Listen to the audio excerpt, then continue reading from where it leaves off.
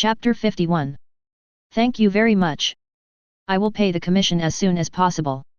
Jonathan gritted his teeth as he looked at the murderer lying on the ground like a dead dog, wishing he could kill him immediately. You are welcome. Roca smiled and shook his head. Although the commission this time was only $5,000, it was still not bad. After all, Jonathan's family is not a wealthy family. I will work part-time to repay the commission myself. At this time, Allison calmed down and came over. She knew how much her uncle had paid to save her. Besides, she was already eating and drinking for free at her uncle's house, so how could she feel comfortable letting her uncle spend another $5,000 on her? You. Jonathan frowned. Uncle, you don't have to tell me. I will work to repay the commission. I just hope Mr. Roca can give me some time. Allison looked at Roca a little embarrassedly. It's okay. I understand Miss Allison's idea. Then Miss Allison will repay the commission money indefinitely. In this era, it is easy to gain favor by giving beautiful women some convenience, so Roca has no reason to refuse. It's only $5,000 anyway. Thanks. Allison, who already had a good impression of him, was now even more grateful to him. I wonder if Miss Allison has a job. Maybe I can find you a job. Really? Allison was a little surprised, and then she said a little embarrassedly, I don't have a job now. She just graduated from school, what kind of job is there? Otherwise I wouldn't have come to my uncle's house. Okay, our company's website is in need of a maintenance person. I wonder if Miss Allison is interested. As the Exorcist agency gained more and more exposure, it received more and more commissions. It is impossible for Roca to receive the commission in time every time. There are many urgent commissions, and if we can't make it in time, we will be doomed. Therefore, a maintenance personnel, or an operator, is very necessary. Really? I do. Allison was so surprised that she agreed without even thinking about it. Well, I'm glad that you can join our company, Miss Allison, but maybe you should ask your uncle about this matter. Roca reminded with a smile. After all, Jonathan is Allison's guardian now, and things will be difficult without Jonathan's consent. Uncle. Allison turned a questioning look towards her uncle. Jonathan was an old and experienced man, and he had no idea what Roca meant. It is obvious that he has taken a fancy to his niece. This is quite normal. After all, my niece has a first-class figure and appearance. Besides, he was also very optimistic about the head of the exorcism agency, who was young, capable, friendly, and polite. And he's very rich. It would be a good thing if he could fall in love with my niece. So Jonathan had no reason to stop it. Since Mr. Roca is willing to recruit Allison as an employee of the company, I naturally have no objection. I just hope that Mr. Roca can treat Allison well and not let her suffer any injustice. This is almost obvious. Roca would be a fool if he didn't understand what this meant. Mr. Jonathan, please rest assured that our company's treatment will definitely satisfy Miss Allison. You can also call us frequently to inquire about the situation. If Miss Allison is dissatisfied with our company, she can resign at any time. After hearing this, Jonathan nodded with satisfaction. Allison, from now on you will have to work for Mr. Roca. You must work hard, okay? Uncle, I know. Allison nodded seriously. Ms. Allison was frightened today. Have a good rest. I will pick you up to go to the company tomorrow. Yeah, no problem. Allison nodded excitedly. Seeing this, Roca smiled and said goodbye to a few people, then drove away in his luxury car. Allison, tell me the details of what happened later. After seeing Roca leave, Jonathan grabbed the murderer on the ground and said. Allison frowned, as if she couldn't recall what had happened before, but after thinking about it, she plucked up the courage to nod. Seeing this, Jonathan nodded and dragged the murderer to the backyard. The next day, Roca told Maria and Tina that he was going to pick up the new employee, and then drove there. In fact, he had already told Maria and Tina about Allison. When they learned that he was going to recruit a beautiful female employee, the two women knew that Roca had taken a fancy to her. Although they were somewhat dissatisfied with this, they did not make any fuss. Because they couldn't get out of bed this morning. I even fainted several times last night. So he has no time to care about Roca picking up girls. Anyway, Roca already has enough women, and Allison won't be needed anymore. Roca picked up Allison smoothly. After saying goodbye to Jonathan's family, the 1995 Lamborghini convertible sports car he had just bought began to roar dully. Then we galloped on the country roads. This Lamborghini Diablo V-Trator, also known as the Diablo convertible sports car, has a yellow body that looks like golden flashes on the road, and is extremely cool. This made Allison, who had never ridden in such a luxury car, scream in surprise, and the thrill of racing also made her shout out loud. Only after entering the city did Roca slow down the car. Chapter 52. How is it? Is it stimulating? Exciting? I didn't expect you to be so rich, Roca. Allison said with a blush on her face. Ha ha ha! Seeing her blushing face, he couldn't help but laugh, and then boldly placed his right hand on her long white legs. Allison was a little embarrassed, but she didn't refuse at all. This made Roca feel more confident and bold. Soon the two arrived at the company. From now on, this will be your office area. You can also live in the company. Your daily work is very simple, which is to maintain the company website. If anyone inquires or commissions you, you will reply as soon as possible. Boss, don't we have other employees in our company? Allison looked around and saw that there was no one else. Well, of course, after all, this exorcism business has only been established for a short time. Roca explained with a shrug. Oh. Allison nodded when she heard this, and didn't think there was anything wrong with it. In her opinion, since the boss is so capable, the company will definitely grow big. Have you remembered everything about the work? Yes, I have remembered it. Well, how about $2,000 a month for salary? In this day and age, most jobs pay less than $1,000 a month. $2,000 is already a salary that only management in large companies can enjoy. So much. Allison thought she would be satisfied with $500 a month, but she didn't expect it to be so much. If you think it's too much, you can reduce it. Roca looked at her jokingly. I think it's okay, boss. I'll do my best. Who wouldn't want to get paid more? Of course, Allison was not stupid enough to reduce her salary. To do so would be an idiot. Then do your job well. Well, you now have a good understanding of the work situation. Let's go. I'll take you to buy some daily necessities and then take you to a big meal. Great boss, I love you so much, boss. Allison happily kissed him on the cheek. Roca's mouth corners slightly raised. In fact, in America, love is very simple and there are not so many twists and turns. If you both like each other, you can get together quickly. I spent the whole day shopping with Allison, bought a lot of gifts, and then went to a high-end dinner. Without any surprises, the two of them naturally went to get a room at night. I have to say that Allison has a really great figure, even fuller than Heather, who looks almost identical to her. She has a perfect figure. Plus, Allison never had a boyfriend in college. The reason is naturally because they don't get along well. It can be said that Roca made a lot of money this time. The next day. Ding-a-ling. The sound of a telephone ringing woke Roca up helplessly from his deep sleep. What's wrong, dear? Did you have fun last night? Tina's dissatisfied voice came from the other end of the phone. Ahem, how about I promise to spend some time alone with you this weekend? Hearing Tina's jealous tone, Roca had no choice but to agree to make compensation. You said so, so let's just leave it at that. But you can't play around. Tina was just worried that he was playing around outside. Don't worry, you're just a chick. I'll definitely feed you when I come back. Then I'll wait. After saying that, Tina hung up the phone. After hanging up the phone, Roca was about to take a nap while hugging Allison's soft body. But I didn't expect that she was already awake. Who was that on the phone just now? Allison pouted and looked aggrieved. Who wouldn't feel sad when seeing this little expression? Didn't I tell you, baby? I have a girlfriend, but don't worry, you will still be my girlfriend from now on. Roca stroked her hair gently and explained patiently. Allison was stunned when she heard this. She recalled that Roca did say that last night, but she was still in the afterglow of her climax at that time. Not much thought at all. Roca chuckled, and then under his soft and hard tactics, Allison, who was almost dying of happiness, had no choice but to forgive him. In fact, it is well known that there are secretaries who have things to do and secretaries who have nothing to do. So there's nothing surprising about that. It was not until noon that the two of them got up. After lunch, I came to the company.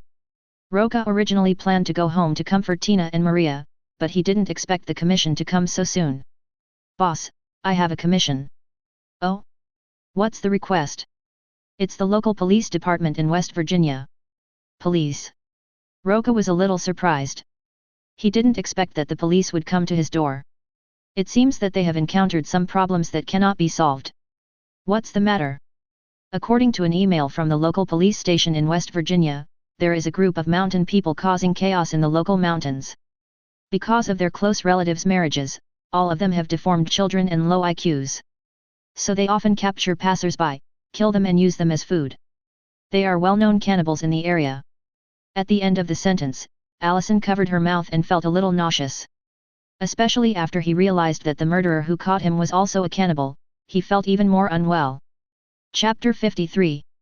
It turns out that it was an ordinary person who committed the crime. Roca was a little disappointed that his monster search and containment device had not been used yet. He really has no interest in ordinary murderers. "Did they say how much commission would be?" "Boss, there's $100,000. Allison's voice was full of surprise. 100,000. Roca was a little surprised. As expected of an official, they are generous. It is said that the local police once launched a campaign to suppress the mountain people. However, although these mountain people are deformed and have low IQs, they are very strong. They have lived in the jungle for many years, which makes them very capable of fighting in the jungle. As a result, the police suffered heavy losses." "I see. That's why the local police issued this commission." Roca also understood the specific situation. To be honest, the police really can't do anything about those mountain people in this situation. Even if the special forces were well trained and entered an unfamiliar jungle, they might not be able to capture those mountain people. But it was very simple for him. "We accepted this mission." Just as Roca finished speaking. Ding! The system has updated the task. Wrong turn 1, please deal with the jungle cannibal mountain man. So it's this one. Roca suddenly realized. He didn't care at first. After all, there were too many murderers and cannibals in America. But I didn't expect it to be the plot of a horror movie. This made him feel relieved. "Take it."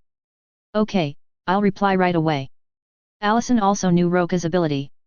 He could resist being hit by an axe without breaking his defense, so naturally she had no objection. She immediately responded to the local officials in West Virginia and accepted the commission. "Boss, the commission has been accepted. The other party requires that those mountain people be dealt with as soon as possible." "No problem. I have nothing to do. I can leave right away. It's just dealing with some ordinary people, there's nothing to prepare for. By the way, dear, do you want to go with me?" Roca smiled and put his hand into her arms and laughed. "I'm not going." Allison rolled her eyes at him and then took his unruly hand away. She had some psychological trauma from murderers and so on, so naturally she didn't want to go to that kind of place. "All right." Roca shrugged helplessly. After giving Allison a deep kiss, he drove to West Virginia. "The place we are heading to this time is really not close. But relative to the compensation, it's not a big deal. And I could call Nancy and Heather to chat along the way, so it didn't seem boring." After driving for half a day, finally found the local police station in West Virginia. "Are you the person in charge of the exorcism office?" The client in charge of the contact was a middle-aged sheriff, who was a little surprised to see that he was so young. Roca shrugged. "We can't judge a book by its cover, can we?" The sheriff nodded in agreement. "Then you are clear about this commission, right?" "It's very clear, don't worry." Roca's tone was quite relaxed. The sheriff wanted to tell him that this commission was very dangerous, but seeing his expression, he said nothing. If this young man died because of his arrogance, it was his own fault. "According to our intelligence, we have confirmed that there is a tribe of mountain people, the number of which is unknown. They are very good at fighting in the jungle and are proficient in using bows and arrows, guns, and traps." The sheriff shared some of the intelligence the police had. "No problem, you'll see the heads of those mountain men." After saying this, Roca left the police station in a cool manner. If he remembered correctly, there were only 3 mountain men in the first film. No, the old man at the beginning was also one of the mountain people. This means that there are definitely more than just these mountain people in the jungle. After a moment, Roca drove into a trail, which, according to the sheriff's instructions, was a place frequented by mountain people. There is a high chance of encountering mountain people. And I saw a dilapidated house at the fork in the road not far from the gas station. Next to the dilapidated house sat an ugly old man dressed in rags. Crunch. Roca stopped the car, got out and walked up to the ugly old man. The ugly old man raised his head and looked at him strangely. What's the matter? Yes, of course I have something to say. Can you tell me the exact location and number of your tribe? Roca asked with a smile. The ugly old man was stunned for a moment, then pretended not to know and said, I don't know what ethnic group it is. Really? Maybe I need to torture you a little. Roca grinned, and a cluster of hellfire appeared in his hand. If I remember correctly, this old man is the father of the mountain people, so it is impossible for him not to know the location of his own tribe. Moreover, this old man's IQ is much higher than other mountain people. It can be considered as an average IQ. The next second, the flame shot onto the ugly old man's calf. The flesh on his legs melted away instantly, leaving visible bones. But the strange thing is that the pants did not burn. The pain that penetrated deep into his soul made the ugly old man hold his legs and scream miserably. Only after Roca suppressed the spread of the hellfire did he smile and ask, Can you tell me now? I don't know. The ugly old man was still stubborn, and the next second he picked up the axe beside him and chopped him down. Chapter 54. Wow, life force is really strong. Roca had to admire this guy for being able to stand up even after being tortured by the flames of hell. And it also burst out with such amazing power. If it were an ordinary person, he would probably be killed by mistake. But it was of no use to Roca, he just stretched out 2 fingers and clamped the incoming axe. The ugly old man opened his eyes wide, he didn't expect the other party to be so strong. He wanted to pull back the axe but found that the other party didn't move at all. There's no way to get it back. The next second, the hellfire in his legs began to burn again. The pain that penetrated deep into his soul came again, and the ugly old man rolled on the ground holding his legs in agony. This time Roca showed no mercy. Only after both legs of the ugly old man were completely burned to ashes did Roca control the spread of the hellfire. Now is the time to tell me. Where in this jungle are your children hiding? How many of them are there? However, the ugly old man kept wailing in pain and had no intention of answering him. Well, it seems that you mountain people also understand the principle of not betraying your family. I will have no choice but to send you on your way. Roca shrugged his shoulders and chopped off the ugly old man's head with his axe. This was the explanation given to the police later. After putting it into the system space, Roca continued driving. Since the deformed fathers of those mountain people are here, it proves that this road is correct. Okay, I'm hanging up. There's almost no signal here. Halfway through the drive, Allison called to inquire about the situation. Roca found it a little funny. This girl seemed to care about him very much. But just as he said, there is no signal in this mountainous area. Kindness. Just then, Roca discovered that there were 2 cars colliding on the road ahead. It looks like there was a car accident. The strange thing is that there was no one next to the 2 cars. Roca frowned, his impression of this work was a little vague. But judging from the situation, the suicide squad must have crashed their car here and went to nearby to look for help. Then, as expected, help came to the hands of those deformed mountain people. It's like door-to-door delivery. After looking around, Roca followed the footprints on the ground. Before I had gone far, I heard a scream coming from the distance. It looks like it has already started over there. Roca's mouth corners slightly raised, and then he quickly rushed towards the place where the sound came from. In the dense jungle, a woman with golden wavy hair and wearing a white vest, which outlined her curvy figure, was running away in a panic. Along the way, even though the branches left tiny wounds on her body, she did not stop for the moment. It was as if there was a huge terror behind him.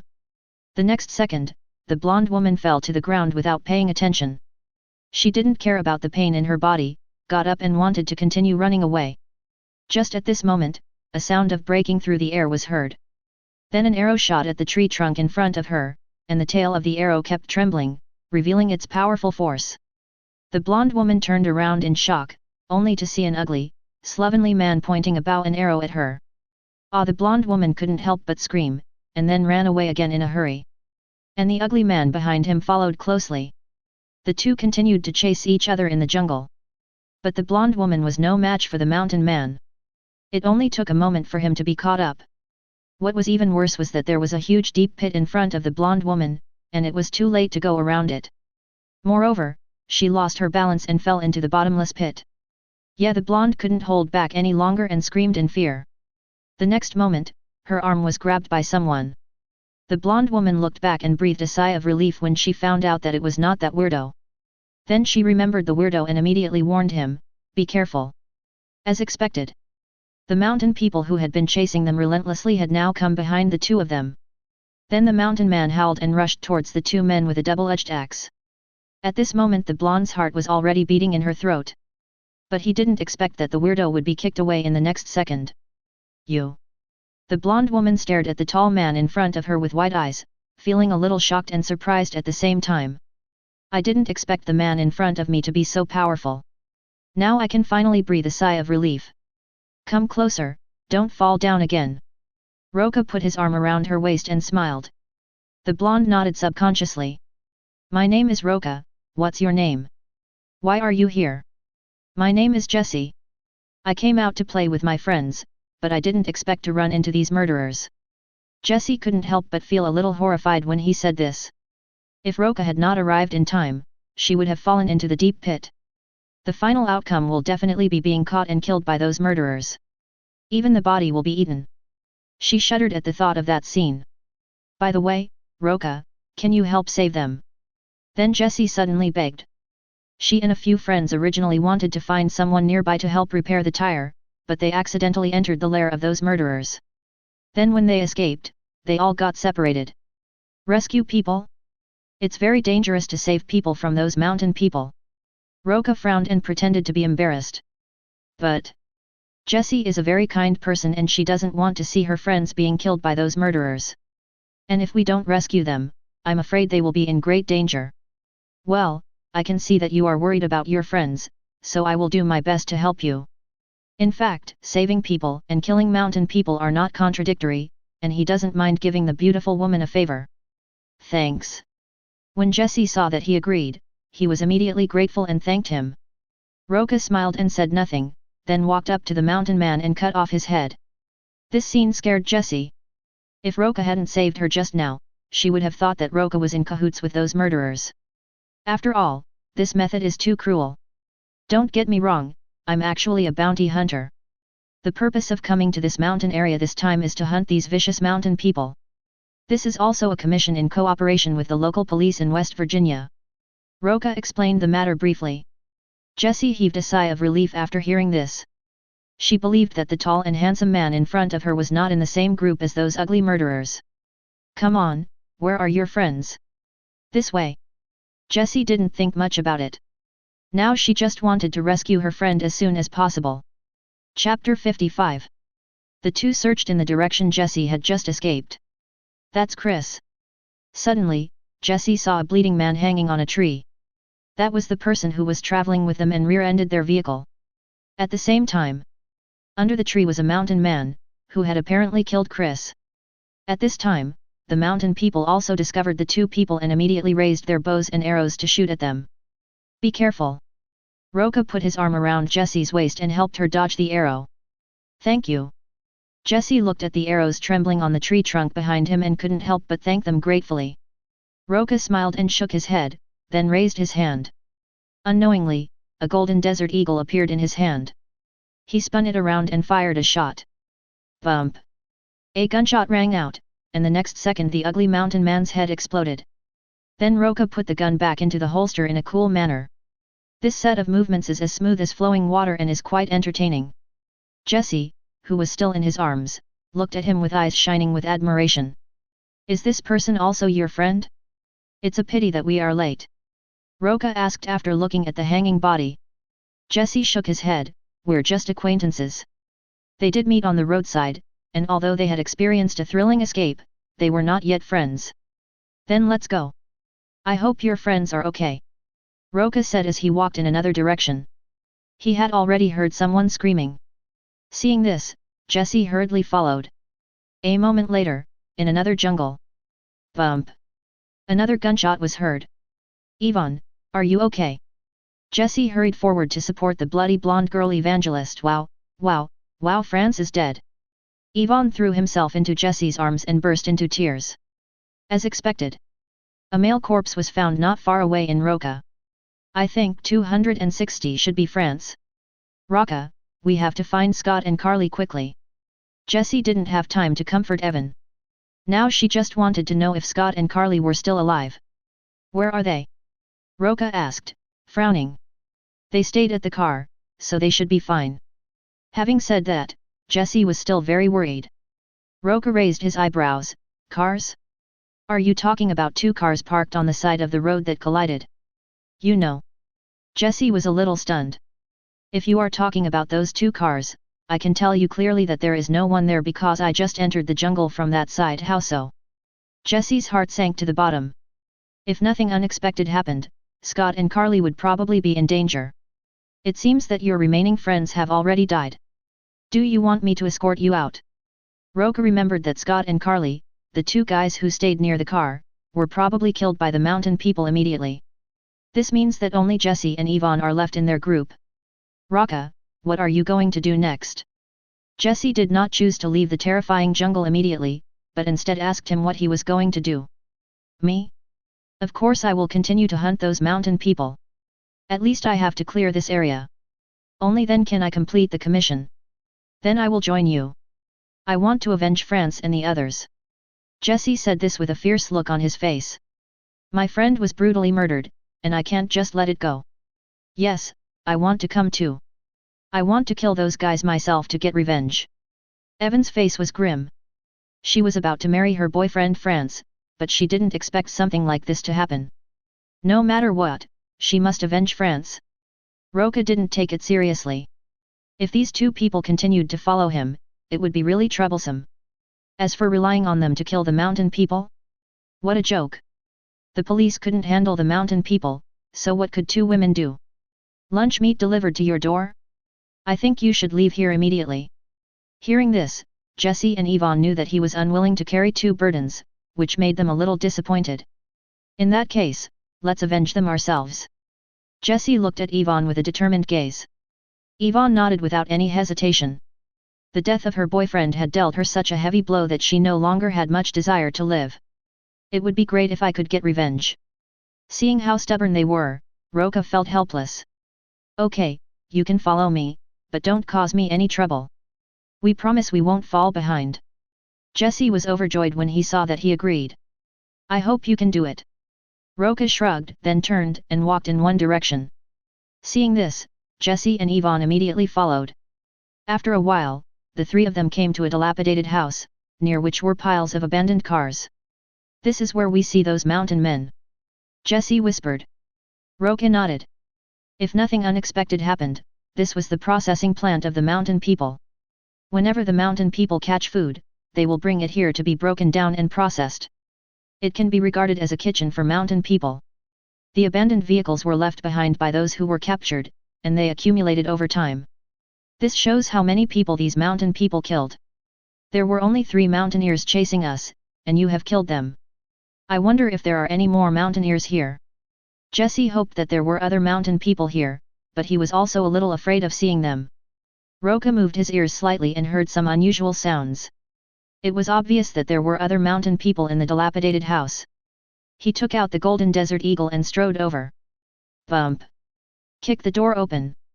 Sure enough, there were 2 mountain men inside, processing the meat on the chopping board. As for what kind of meat it is, you don't have to think about it. Boom! Roca raised his hand and shot the 2 mountain men in the head twice, then cut off their heads. Only then did Jessie and the other man dare to come in. It's Scott and Carly. Jessie and Ivan recognized the body immediately when they saw the badly chopped up body on the chopping board. Aren't these 2 people Scott and Carly who stayed behind at the car? They were indeed killed. Moreover, most of the body was chopped into pieces, and the death looked extremely miserable. Vomit. Jessie couldn't help but ran out the door and vomited. When I thought about how they were talking and laughing together before, I didn't expect that now the bodies can't be found completely. This was a huge blow to both Jessie and Ivan. How long are you 2 going to keep vomiting? I'm about to leave. In fact, if Roca wasn't in good physical condition, he would have vomited too. This slaughterhouse-like scene was really stimulating. Hearing this, Jesse and Yvonne followed immediately without caring about their discomfort. They had to see more mountain people die. The three searched the jungle for any signs of the mountain people. It's a pity that we didn't find any other mountain people until dark. Fortunately, they found an abandoned signal station. It's getting late. Let's just stay here tonight, Roca said as he opened the door and walked in. Although this signal station had been abandoned, it was good to be able to shelter from the wind and rain inside. There seems to be a stream over there, Evan, let's go wash up, Jesse said to Yvonne beside him. Although Ivan's expression was a little numb, he still nodded. So the two girls went to wash up not far away. Roca felt helpless when he saw this. According to the plot development of horror movies, it would be best not to separate the cooking. The two girls who were alone were simply the best targets for attack. But it doesn't matter. He was eager for those mountain people to come to him. Come back soon, I'll prepare some food. Roca ignored them and prepared dinner on his own. His system space was filled with all kinds of items, so he didn't have to worry about having nothing to eat. Seeing this, Jesse went to the stream with Evan to wash up. They knew it was dangerous, so they didn't dare to stay any longer. After a quick wash, I plan to return the same way. Bang! The sudden sound of gunfire startled the two men. Then two more gunshots were heard. Jesse and Yvonne walked over to check with some fear. Hi, have you two ladies finished washing? Roca spun the golden desert eagle and then put it away, then turned to look at the two of them. Yes, those murderers. Jesse and Yvonne felt a chill when they saw the three ugly monsters lying dead on the ground. They were completely unaware that the mountain men were approaching. If it weren't for Roca, they would have been killed in the sneak attack. For a moment, both of them were a little scared. Come on, I've prepared dinner. Seeing how frightened the two were, Roca couldn't help but shrugged. Return to the signal station. Oh my god, where did you get these? Jesse looked at the grill in front of him and the sizzling, fragrant medium-rare steak on it, and could hardly believe his eyes. Yvonne on the side even started drooling. They hadn't eaten for a day, so how could they resist the temptation of such a fragrance? If Roca hadn't said anything, they would have grabbed the food with their hands and eaten it impatiently. Here, eat it, you're welcome. Roca didn't explain anything. After handing the cutlery to the two men, he picked up a piece of steak and started eating. Although it was my first time grilling steak, it tasted pretty good. There's nothing more satisfying than eating a steak in the wild.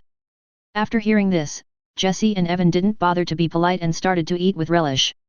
After dinner, Jesse and his friend fell asleep due to the shock and tiredness of the day. Roca thought that there was a high probability that the mountain people would come back to attack at night, so he did not sleep. But there was no sign of the mountain people until dawn. This made him a little disappointed. Fortunately, after he climbed to the top of the signal station, he made a new discovery. Let's go.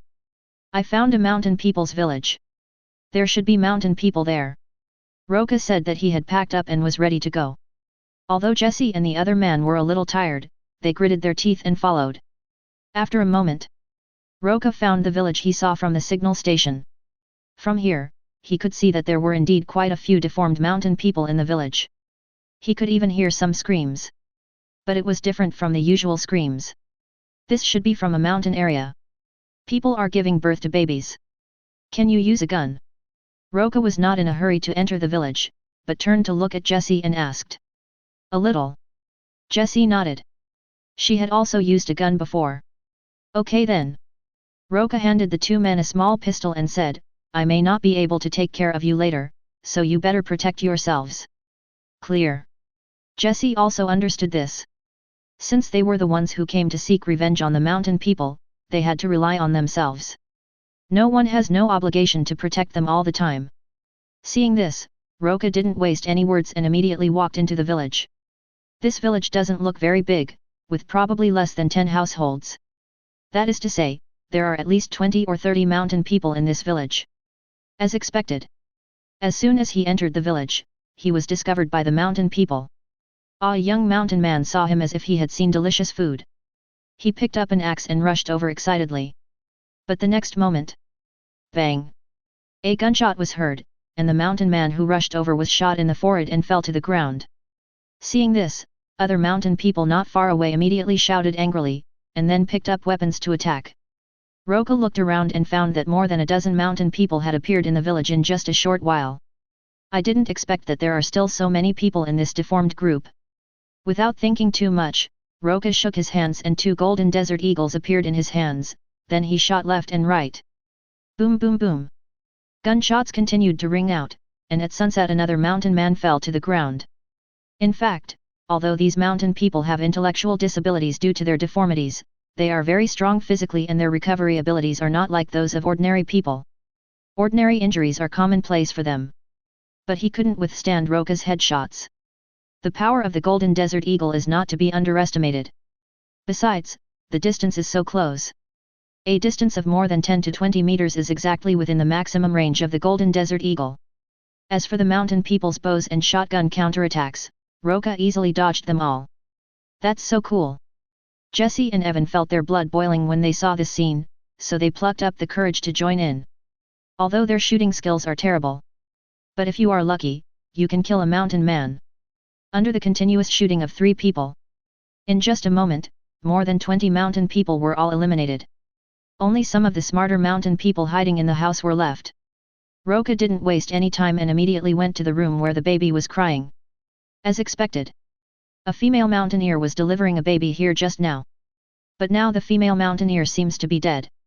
There were only 2 male mountain men holding a monster-like baby and shouting with joy. At this time, 2 mountain people also discovered that he, an uninvited guest, had arrived at Gorge 3.1. One of the mountain men immediately picked up a hatchet beside him and rushed over excitedly. Just the next moment. Bang! Roca raised his hand and shot the 2 men dead with 2 shots, then came to the monster-like baby and looked at it curiously. So ugly. Bang! Okay, now the commission is completed. Roca turned and left the room. All the mountain people in the village have been dealt with, and now we can finally go back. As for whether there are other mountain people in this vast jungle, that is not something he should consider. After all, the commission is only $100,000. Killing so many mountain men was enough to get the job done. Just left the house. Jesse and Yvonne came out of another house, their bodies covered in blood again, obviously after a fierce fight. I killed 3. Jesse had a huge smile on his face. I killed 4. Yvonne killed more people, but also paid a price. Her arm was cut and her clothes were soaked with blood. Fortunately, the wound was temporarily covered by clothes. Otherwise, you won't be able to hold on for long and will bleed to death. Even so, treatment must be sought as soon as possible. Come on, let's get out of here. Just leaving like that. Jesse was stunned, as if he didn't expect him to say that. Do you really want to stay here and die? Roca raised his eyebrows and looked at her strangely. No, it's not. Jesse waved her hands quickly, she just thought Roca's mission was not over yet. Let's go. We have killed enough mountain people this time. It's enough to complete our mission. Roca said as he walked ahead. Seeing this, Jesse hurriedly helped Yvonne and followed. After leaving the jungle, Roca sent the 2 men to a nearby hospital and then went to the police station to hand over the case. Chapter 56. When Roca arrived at the police station with a truckload of human heads, even the police were shocked. I thought it was some perverted murderer coming. However, they finally reacted after discovering that these heads were extremely ugly. This was the head of the mountain man they hated so much. Mr. Roca, we are very satisfied with your efficiency. I will deposit the commission into your account as promised. The sheriff is a straightforward person, so I wish us a happy cooperation next time.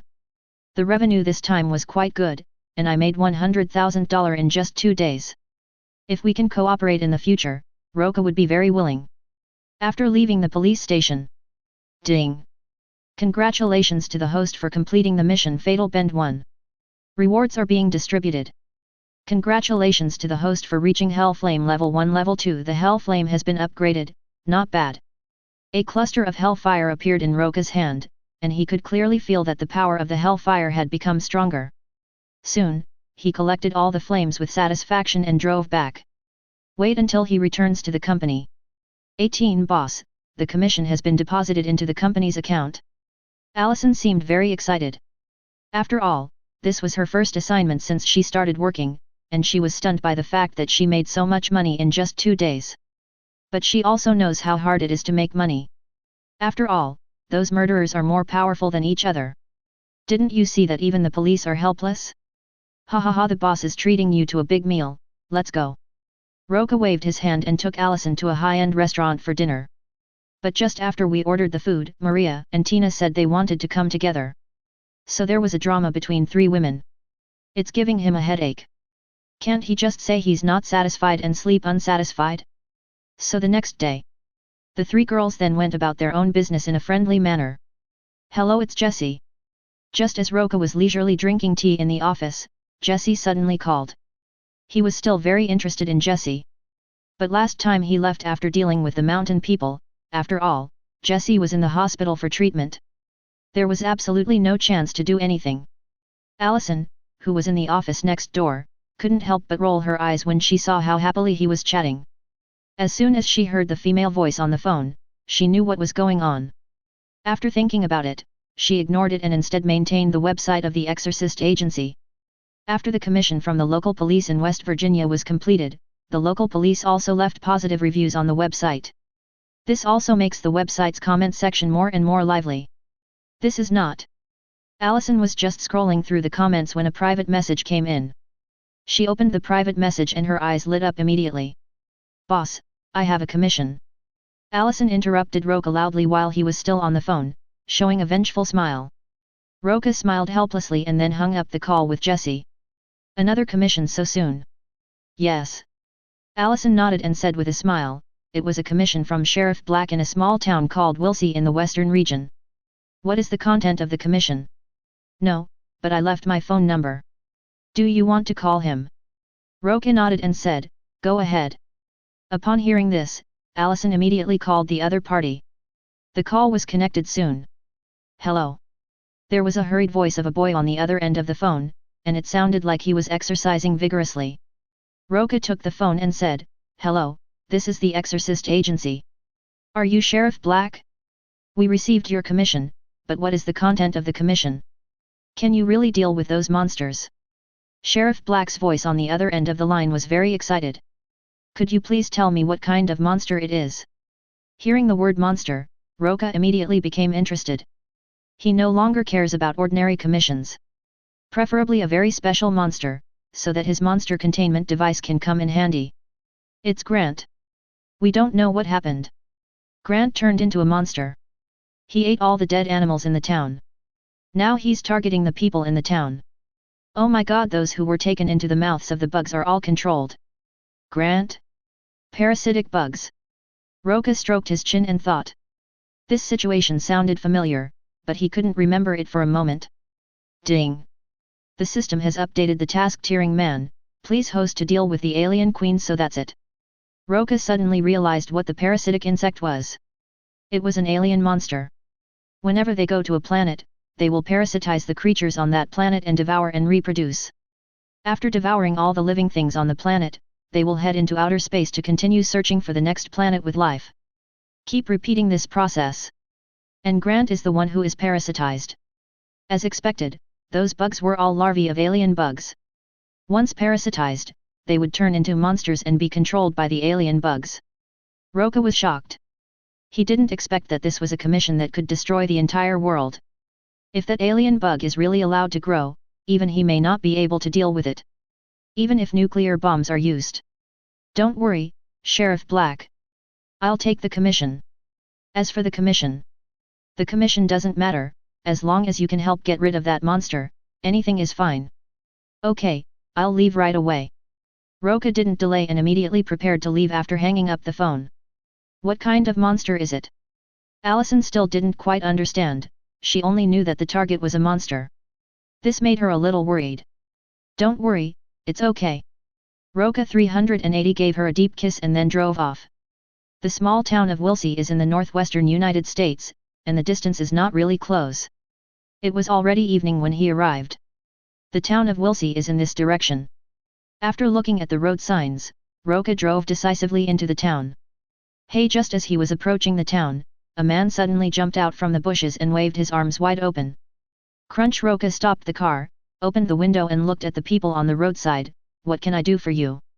I'm Sheriff Black, and I can't enter the town right now. Sheriff Black. Hearing the name, Roca was a little surprised, and immediately got out of the car and said with a smile, "What a coincidence, Sheriff Black, I am the person in charge of the commission you issued before in the exorcism office. You are the one sent by the exorcist agency?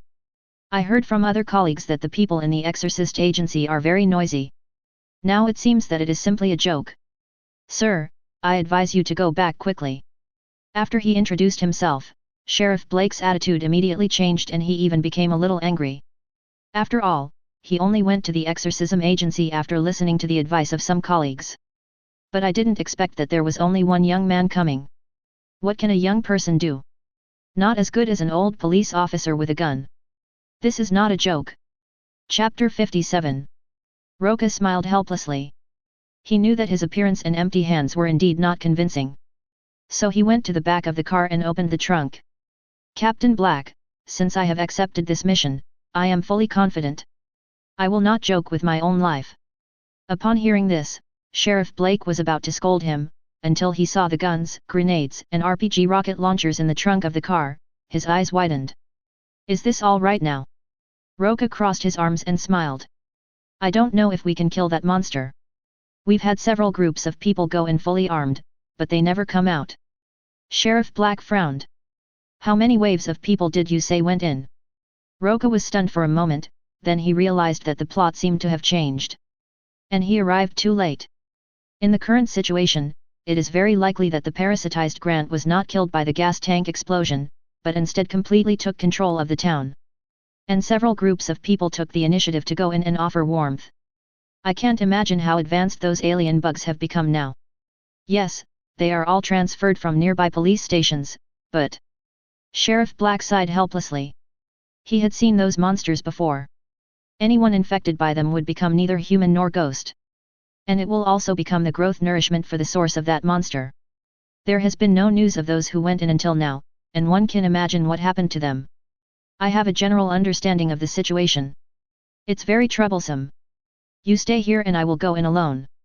We still don't know how much that monster, Grant the Ripper, has grown to. Even he has to be careful. You have to know that in the movie, Grant, who has not yet grown up, can split a person in half with just a whip. And the person who was struck still had a brief moment of consciousness. This shows that the speed of swinging the whip even exceeds the speed of sound. What's more, Grant has grown into a huge mountain of meat. His strength is definitely not as weak as he was killed by a gas tank at the end of the movie. That's a bit too funny. You have to know that Grant's tentacles can attack at the speed of sound, and ordinary people will be killed if they can't react in time. How could he be killed by a gas tank being used nearby? If they were really that weak, they wouldn't be alien bugs that destroy planets. Then you better be careful. Sheriff Blake actually didn't have much hope for Roca. No matter how advanced his weapons were, he was just one person after all. The people in the town and the police officers who entered have all turned into monsters. Clear. Roca nodded and drove into the town. However, before we had gone far, we saw a few people on the road. They were walking with crooked steps and looked like they were moving in a strange way. It has spread here. Roca couldn't help but frown. This place should be about 1 kilometer away from the town. And those who were parasitized have actually spread here. This shows that the alien bug has grown to a level that cannot be underestimated. And from the police uniforms worn by these parasitized people, it is not difficult to tell that they are the police team entering the town. It seemed like they were wiped out before they had gone very far. The situation seemed to be much worse than he had imagined. Boom boom boom. Roca drove with one hand and took out the golden desert eagle with the other hand to clean up the people who were parasitized on the roadside. Every time a person is shot in the head, a worm like a loach will appear in his head. But these bugs were also blown up by bullets at the same time. The head is where these bugs parasitize, and they can be killed by simply blowing it up. Otherwise these bugs can parasitize other people. It is conceivable that if the alien insects themselves do not die, it will not take long for the entire New York City, or even the entire world, to be parasitized by the insects. This is very scary. Without thinking too much, Roca gave up driving after entering the town. Because the number of people being parasitized here is obviously increasing. Perhaps it was because of the gunshots that infected people continued to pour in from all directions. Boom boom boom. Roca was a little overwhelmed with the golden desert eagle in both hands, so he had no choice but to take out the Gatling gun.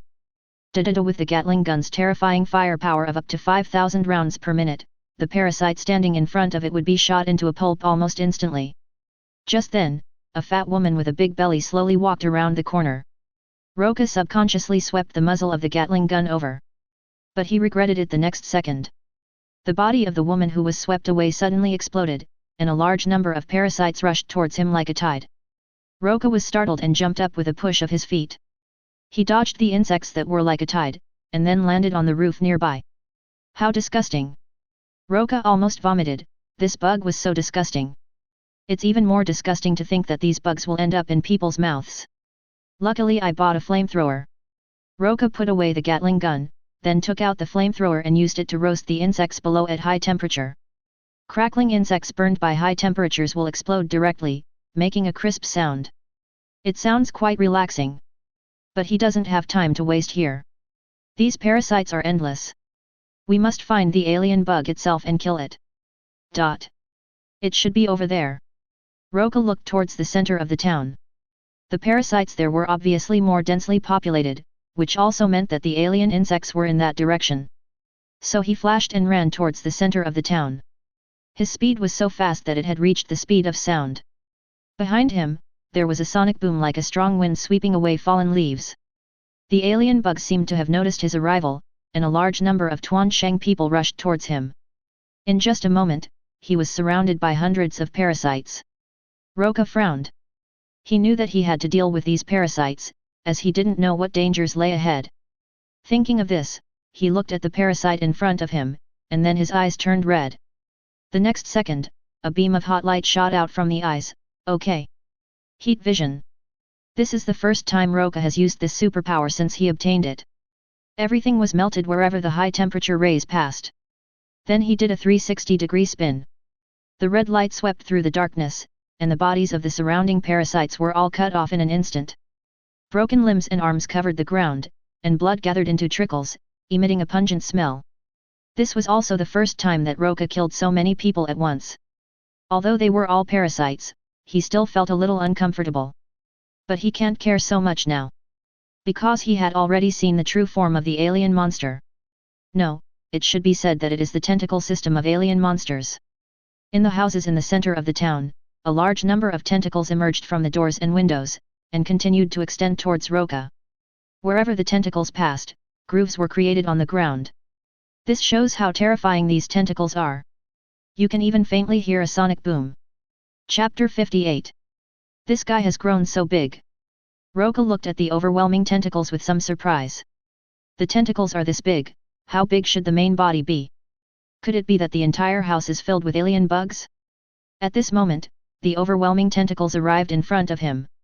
Roca's eyes turned red, and the next second his thermal vision turned into lasers and shot out. All the tentacles were cut off wherever it passed. Roar! The alien insect seemed to feel pain from having its tentacles cut off, and it let out a shrill hissing sound. Roca's ears were so sensitive that he could determine the approximate location of the alien insect inside and outside the house through the roar. The next second, the heat vision turned into two red lights and shot into the house king again. Roar! This attack caused severe damage to the alien monster, and its roar became more and more painful. However, this attack did not seem to hit the main body. Otherwise the monster should be dead. But before he could think more, the body of the alien monster continued to swell, and a large number of parasites were constantly pulled over by its tentacles and merged into its body. The entire house could not contain its body, and a large amount of tumors squeezed out from the doors and windows. Then the whole house was packed. The true form of the alien monster was also directly exposed. It was a 5 or 6 meter high mountain of flesh, with a large number of tentacles extending from all directions, looking extremely disgusting. In the middle of the meat mountain there is a human face so ugly that it is almost unrecognizable. That should be the parasitized Grant. But what made Roca a little strange was that next to Grant, there was a blonde beauty wrapped in a tumor. It seems that it still maintains its human form and has not been merged with the alien monster. Could it be Grant's wife Stella? Roca remembered that Grant, the bald rich businessman, had a very young and beautiful wife, Stella. It stars Elizabeth Banks, a stunning blonde beauty. Her appearance is no less than that of Daddario. It's a pity that she's already married. It seems that Grant, who was parasitized by the alien monster, still retained a trace of consciousness. So he didn't do anything to Stella. Of course, now is not the time to think about these things. In just a breath, a large number of tentacles waved over again. Roca kept retreating and shot out his heat vision again, cutting off a large number of tentacles. However, the other tentacles of this monster continuously absorbed nearby corpses as nutrients, so even if a tentacle was cut off, it could recover quickly. That won't do.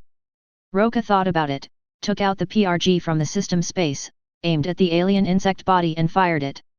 The alien insect seemed to feel threatened as well, and actually put a large number of tentacles in front of it. Boom! The rocket exploded and a large number of tentacles were shattered. The sky was filled with broken flesh and blood, falling like rain. Hey, where are you looking? The sudden sound attracted the attention of the alien insect. When it looked up, it saw that Roca had appeared above its head without anyone noticing. In fact, the RPG just now was not just a feint, it was his real killer move. The next moment, the scorching hot sight pierced through it instantly. At the same time, the flames of hell fell on the alien bugs and continued to spread. But in the blink of an eye, its entire head was covered. Seeing Stella, who was wrapped in the tumor, fall down, Roca flashed and brought her out. It can be said that she is worthy of being Elizabeth.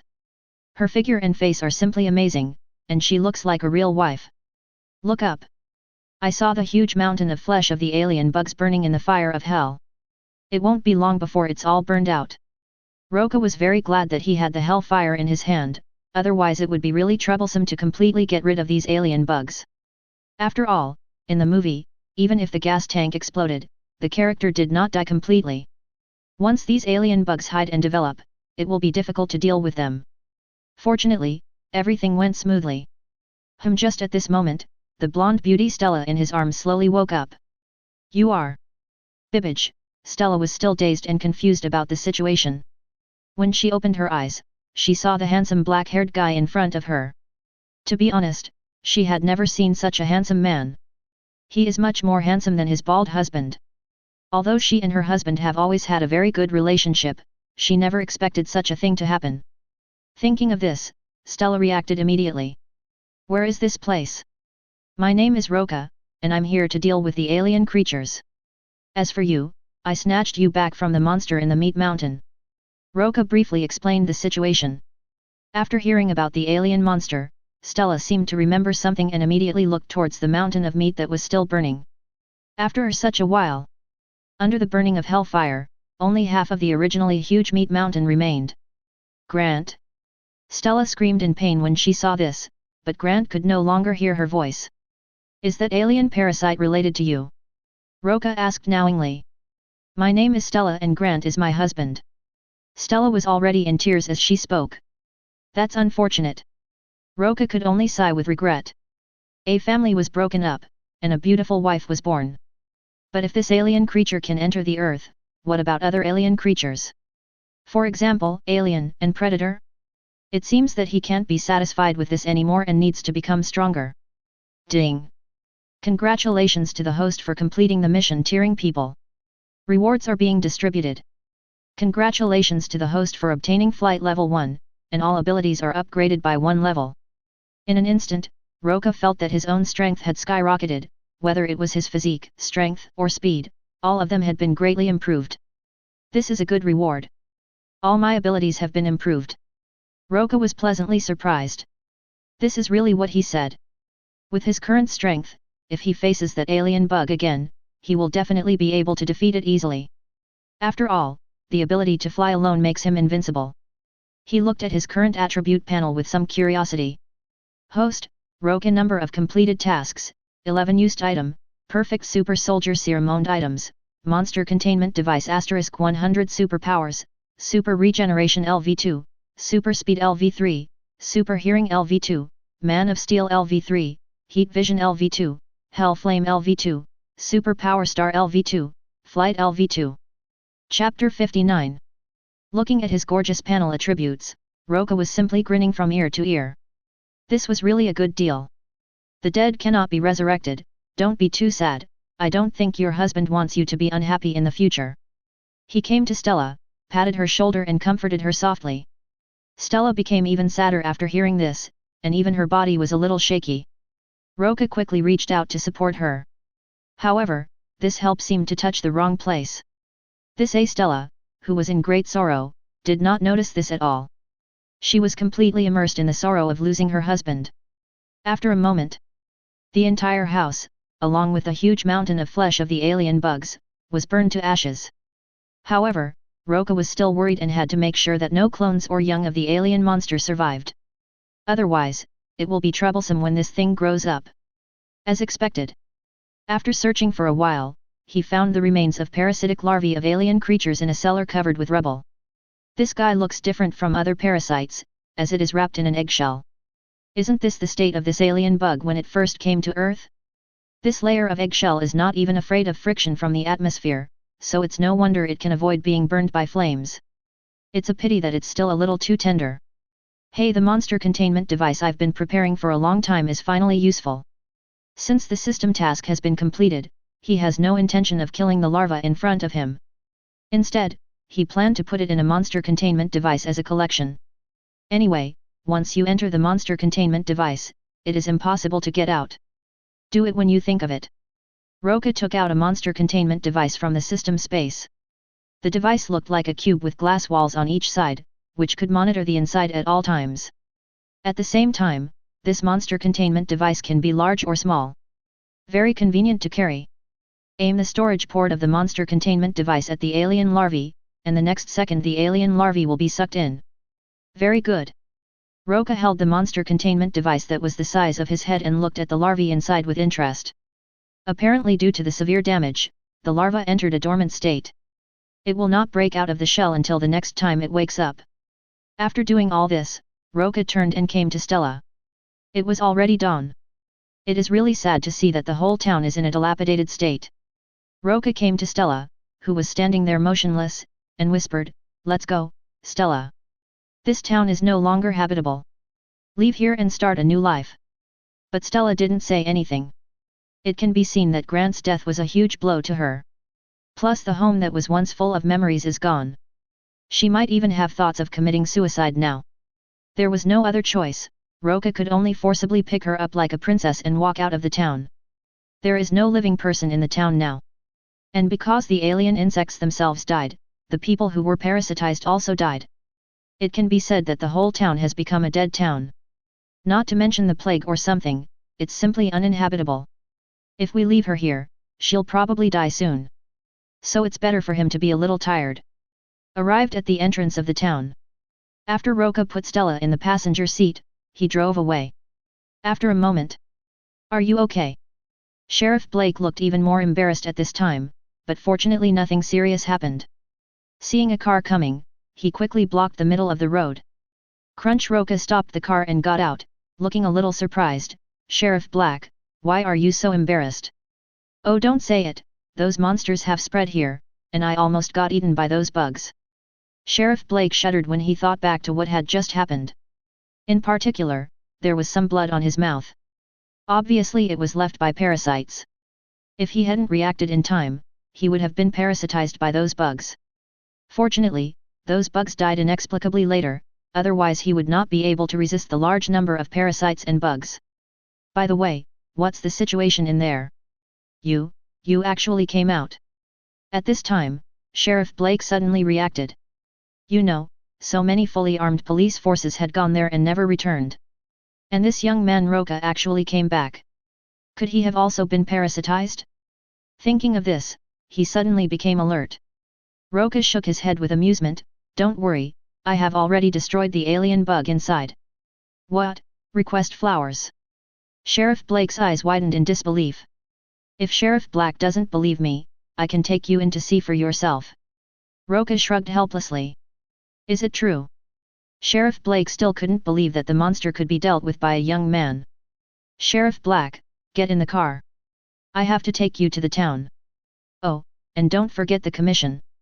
It took me a lot of effort to get rid of that monster," Roca said as he got in the car and turned around. After hesitating for a moment, Sheriff Blake decided to go to the town to take a look, otherwise he would not believe that the monster had been solved. But before getting in the car, he looked at the blonde woman in the car with some astonishment. "The Stella? You're still alive?"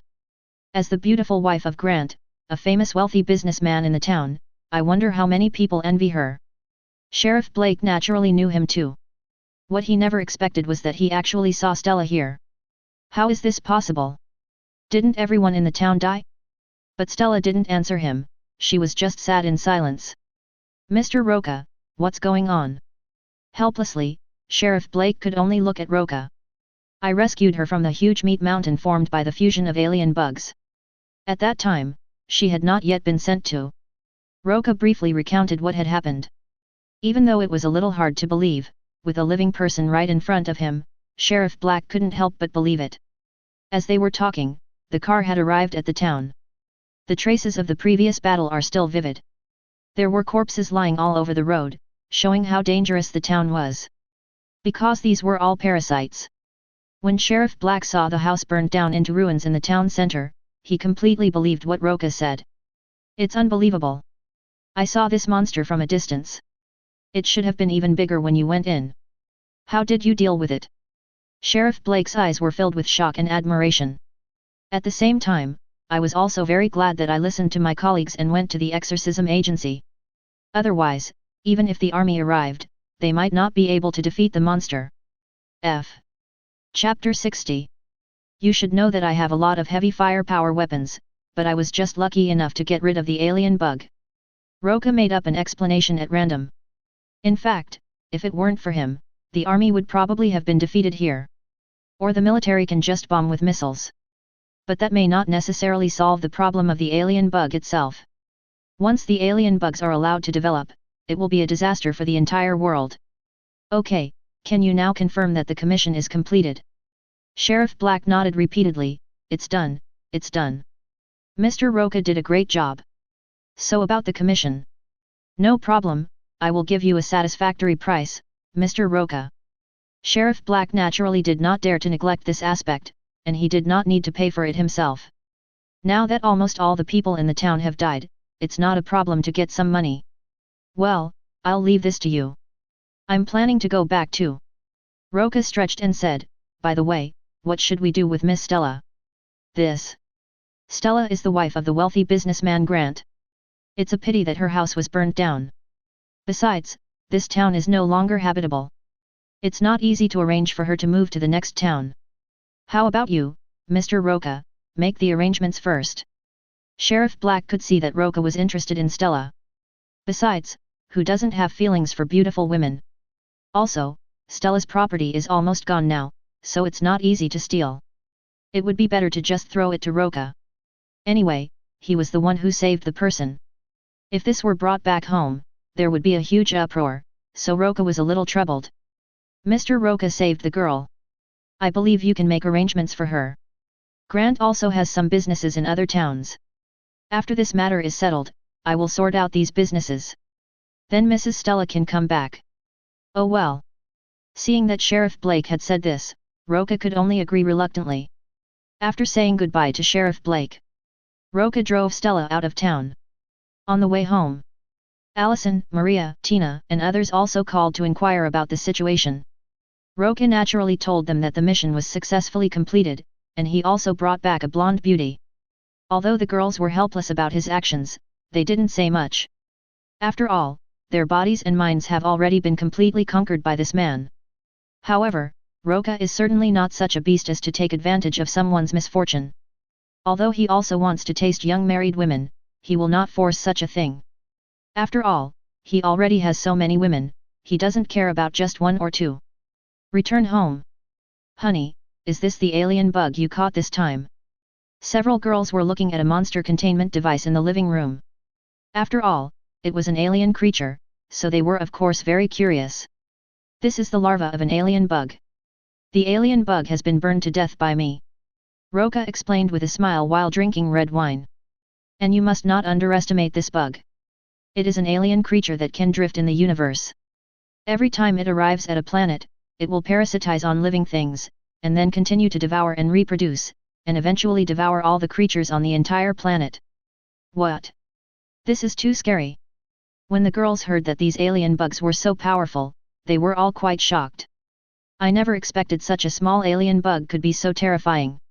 It would be disastrous if it really developed. Then dear, why don't you burn this alien larva as well? Maria was simple-minded and thought it would be better to get rid of such a dangerous creature as soon as possible. Don't worry, dear. The alien bug has been locked in the monster containment device and will never escape. There is nothing to be afraid of if the alien bug has not yet grown up. Roca was not worried about this problem at all. Without his permission, the alien bug would never be able to escape. This monster containment device is so strong that even a nuclear bomb cannot break it. The girls felt relieved after hearing this. So, dear, what are you going to do with her? Tina pointed at Stella, who was standing there in a daze, with a half-smile. I don't know if it was because the blow she suffered was too great, which caused her to not recover until now.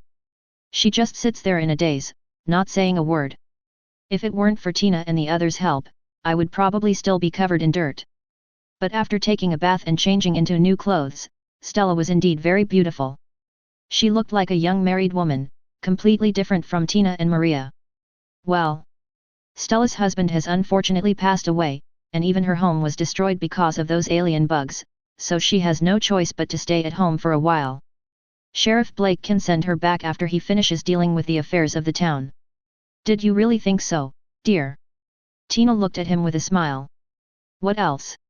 Roca slapped her on the butt in annoyance. This girl likes to provoke him, but she begs for mercy quickly every time. She is just a novice who just wants to play. All right.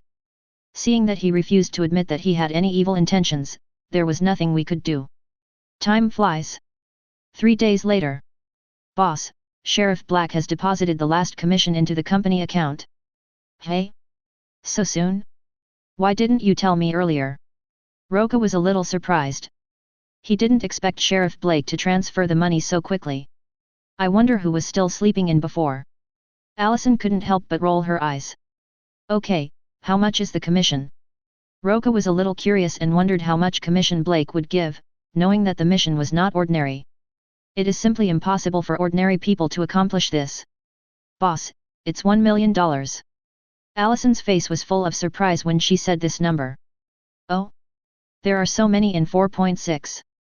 Even Roca was a little surprised. He didn't expect Sheriff Blake to give so much commission. Of course, in fact, this money is still relatively small compared to dealing with alien bugs. After all, not everyone can solve that disaster. But he was satisfied with the commission. Boss, we made so much money from this commission, do you want to go eat something delicious later? Allison said as she hugged his neck coquettishly. It's delicious, of course. Roca said this while hugging her waist and becoming restless.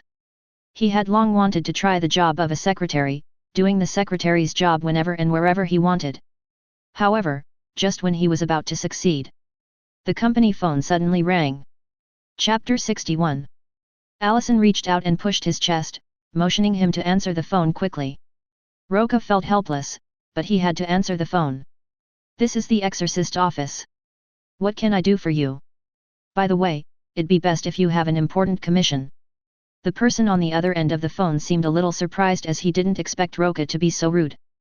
But he still spoke in a hurried tone. My name is Chris, I want you to find my wife and daughter. Mr. Chris, don't be anxious. Tell me slowly.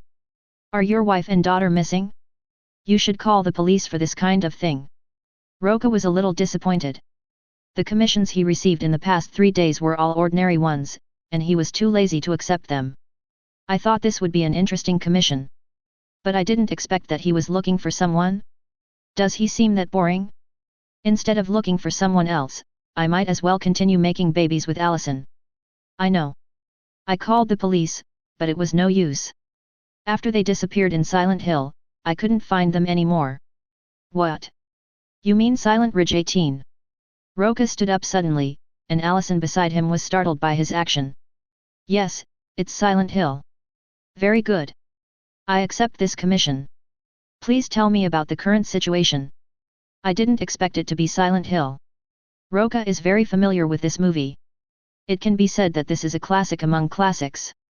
Both Evil Alessa and Pyramid Head are still fresh in his memory. But it is quite troublesome to bring Sharon and Rose out intact. Well, my wife Rose took our daughter to Silent Hill. Chris briefly explained the situation. Now he has learned the truth about his daughter Sharon from some police station files, and he knows that Ross and Sharon will definitely be in danger. That's why he was desperate and found an exorcism agency. Don't worry, Mr. Chris. I'll be there soon. Don't worry, I will find your wife and daughter. Thank you. I'll wait for you. Chris didn't waste any words. For now, he could only trust the magic agency. As for Roca, he didn't waste any time. After accepting the task, he immediately prepared to set off. Would you like me to go with you? Allison followed him to the underground parking garage with some concern. No, this commission is quite troublesome. It's useless for you to go. At most you can bite me on the way. Roca shrugged. Now is fine. Allison looked at him defiantly. There's no time now, wait until I come back. Roca got into the car with amusement and then left quickly. Allison shrugged her shoulders at this and had no choice but to wait for him to come back at the company. West Virginia. Hey, how do I get to Silent Hill? At a gas station, Roca asked the gas station clerk. How do you know where it is? The gas station movie is about a fat black lady.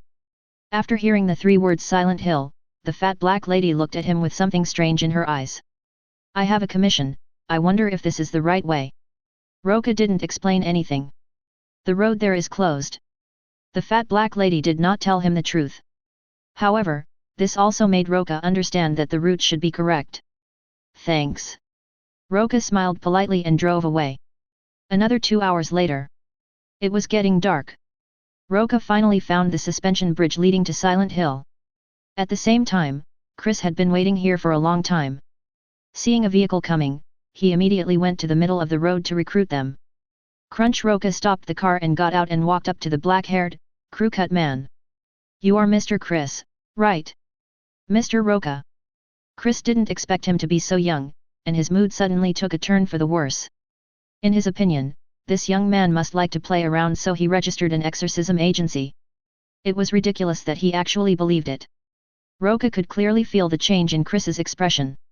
He raised a finger and said with a smile, Mr. Chris, some things can't be judged by appearances. As the words fell, a cluster of flames rose from his fingers. It is so dazzling under the night light. Chris was stunned for a moment, then frowned. Magic trick. Roca shrugged. Mr. Chris, you would rather believe that this is a magic trick than believe that I can save your wife and daughter. No, I want to believe it. Chris shook his head repeatedly. Of course he wanted to believe that Roca could rescue Ross and Sharon. He wished that were the case. Since the young man in front of him was so confident, he no longer had any doubts. After crossing this suspension bridge, you will reach Silent Hill. Are you sure you want to come with me? I might not be able to protect you in time. Roca looked at him and seemed to want to go in with him. I don't need your protection, but I must see Ross and Sharon with my own eyes. Chris said in a very firm tone. Oh well. Seeing this, Roca stopped trying to stop him. How do you want to save them? Chris asked anxiously. In fact, he had gone in with Sheriff Thomas during the day. But there is nothing inside except the abandoned town. There was no sign of his wife or Sharon. But he had a feeling that his wife Rose and daughter Sharon must be in Silent Hill. Go in and take a look first. Roca did not explain anything. As far as he knew, the entire Silent Hill was divided into 3 parts. The first layer is the real world. When ordinary people enter Silent Hill, they will be in the real world, which is just a dilapidated town with nothing special. The second layer is a grey world with black and grey rain falling from the sky. This is the world that the evil Alessa created with hatred. It is the surface world that Ross and Sharon enter. And all the people in Silent Hill who deserved the punishment were trapped in this world. To put it simply, it is an alien space opened up by Alessa. As for the third layer, it is the inner world. It is a bloody and dirty world there, it is real hell. Whenever the inner world invades the outer world, countless horrible monsters appear. This is a world completely transformed by Alessa's extreme pain and hatred, and each monster in it is a projection of Alessa's different inner world. And Roca now has to find a way to enter the surface world. As the two continued to go deeper into Silent Hill, suddenly Roca sensed a strange force, which seemed to be somewhat afraid of the hellfire he possessed. He looked into the distance and found that it was just an ordinary small town in the dark night, and it was definitely not the other world. If you want to enter the other world, you have to find another way. Chapter 62. What's wrong? Roca stopped suddenly, which made Chris a little confused. This is it. What? Chris didn't quite understand what he said. Entrance. As Roca finished his words, the hellfire in his hand suddenly burst out and burned forward. The next second, the road turned grey and a cold wind blew, causing Chris to shiver all over. Let's go. Roca said this and walked into the fog. Although Chris was still a little confused, he didn't care about it when he saw him walking away, and quickly followed him. After the two of them passed through the grey fog, Chris suddenly realized that they had arrived in the town of Silent Hill, and this scene made him open his eyes wide. He clearly remembered that they were still quite far away from Silent Hill town just now. Mr. Roca, what's going on? Chris stepped forward and asked anxiously. Aren't you looking for your wife and daughter? The reason why you didn't find anything when you entered Silent Hill during the day is because they are not in the same space as you. Not in the same space? Chris was confused. To put it simply, the Silent Hill you see is in the real world, and this is the surface world. You can think of them as different worlds. Roca didn't explain much, he turned his head and looked behind him. I found that the area behind me had turned into a cliff without me noticing, and the distance was filled with fog and I couldn't see clearly. Chris, who also noticed this scene, couldn't help but open his mouth wide. All this was beyond his understanding, and he had no idea what to do next. Let's go, if nothing unexpected happens, your wife and daughter must be in this town. After saying this, Roca strode towards the town. Seeing this, Chris quickly followed. At this time, the town was silent, so quiet that it was scary. Wait, just at this moment, Chris seemed to have discovered something, and he hurried to the underground passage on the side of the road. These are Ross's footprints. I can't be mistaken. Chris knelt down on the ground and touched the footprints in the black ash with his hand. He knew his wife's shoes and size very well, and the footprints in front of him were definitely his wife's. Are you sure?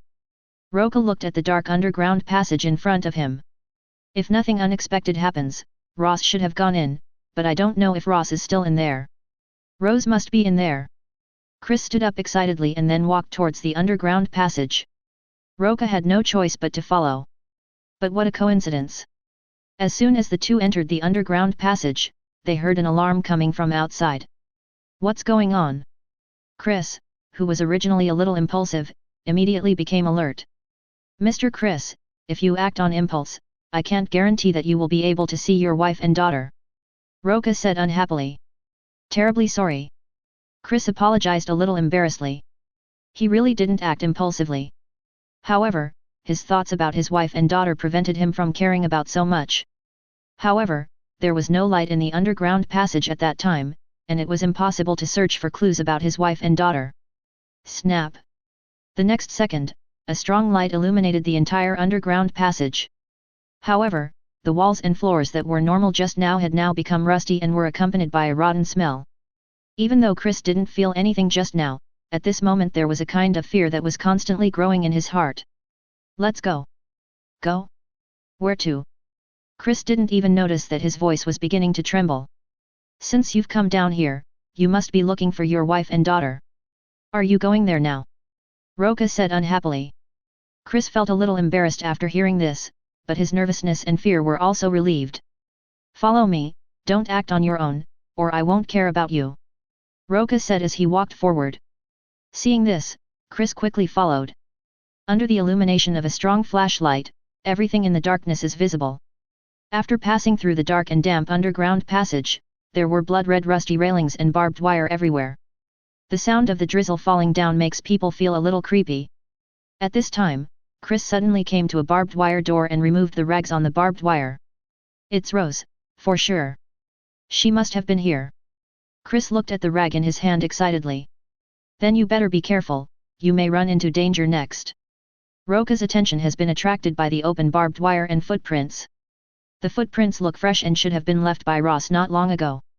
Following the traces on the ground, the two men passed through the barbed wire and entered another place. The next second, the figure hanging on the wire mesh attracted the attention of the two. Chris looked over carefully with a nervous mood, and finally breathed a sigh of relief after discovering that the body belonged to a man. But the next moment he saw the filthy internal organs under the barbed wire. For a moment he just felt a little nauseous.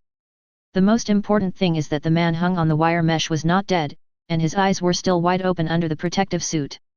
Even Chris was shocked. It was at this time A group of grey children with no skin, deformed heads and flames all over their bodies appeared around them at some point. They had dark grey skin, faces twisted on both sides of their heads, and their bodies were half burned from the inside out. These little ghosts looked extremely painful, and kept wailing in agony. What is that? Chris looked at these little monsters with some horror. She's Alessa's classmate. Roca remembered that these grey children were the classmates who bullied Alessa in school. Back then they kept screaming and cursing Alessa and wanted to burn her to death. In Alessa's eyes, all of her classmates were distorted and uneasy. As a result, these children were transformed into horrible monsters called grey children in Alessa's endless resentment, and suffered endless torture here. At the same time, they were reminded every moment of the abuse and ridicule they had inflicted on Alessa. What do we do now? Seeing those grey children getting closer, Chris became a little flustered. However, these grey children did not treat them as gently as they treated Ross. They roared and rushed towards them. Go to hell! Roca had lit a cigarette and put it in his mouth at some point, and he took out a golden desert eagle and ate it with both hands. Boom boom boom! Bullets with hellfire attached to them kept shooting at the grey children, and in the next second they would be burned to ashes by the hellfire. In just a moment, all the grey children were eliminated. In fact, these monsters were just the result of Alessa's dark power. They were vulnerable to the hellfire that specifically restrained the soul. This is also the reason why he came to Silent Hill. Chapter 63. Evil Alessa is indeed very powerful and can create an independent space to trap everyone in it. It can also create countless horrific monsters to devour everyone in the world. But they are definitely no match for the hellfire that specifically targets the soul. Come on, Mr. Chris, your wife and daughter don't seem to be here, let's go out. Roca knew that this was the end of things at school. Because at this point, Ross fell unconscious and was sent out by Alessa. In a sense, everything Rose experienced was a deliberate test by Alessa to see if she would be a good mother. Test whether she is trustworthy. So the monsters in the other world can't really hurt Ross. Back to the road. Roca was keenly aware that someone was watching them. Turning around, I saw a disheveled woman with disheveled hair hiding in the corner. Someone. Chris also followed his gaze and saw the man. He was delighted, thinking that he might be able to ask something, so he walked over immediately. I'm looking for my wife and daughter. Have you seen them? I also lost my daughter, Alicia. The disheveled woman raised her haggard face and said. This irrelevant answer made Chris a little anxious. And Roca recognized that the woman was Alessa's mother, Dahlia. A cowardly mother. Although everything Alicia experienced was not caused by her, as a mother she did not fulfill her responsibility to protect her daughter. So she was exiled by both humans and Alessa. Let her wander in this superficial world. This can be considered as a punishment from Alessa. Did you hear what I said clearly? Seeing that she was answering questions irrelevantly and looking crazy, Chris finally gave up. Let's go, don't waste time, we will find them eventually. Roca had no sympathy for this woman, she deserved it. The two continued to go deeper into Silent Hill. However, before they had gone far, a group of monsters covered in skin stumbled towards them. Looks like a big bull. Oh my god, what kind of monster is this? Chris' scalp tingled when he saw this monster, it was so terrifying. This monster is commonly known as a tights. Roca easily recognized the origin of this, Bike J, monster.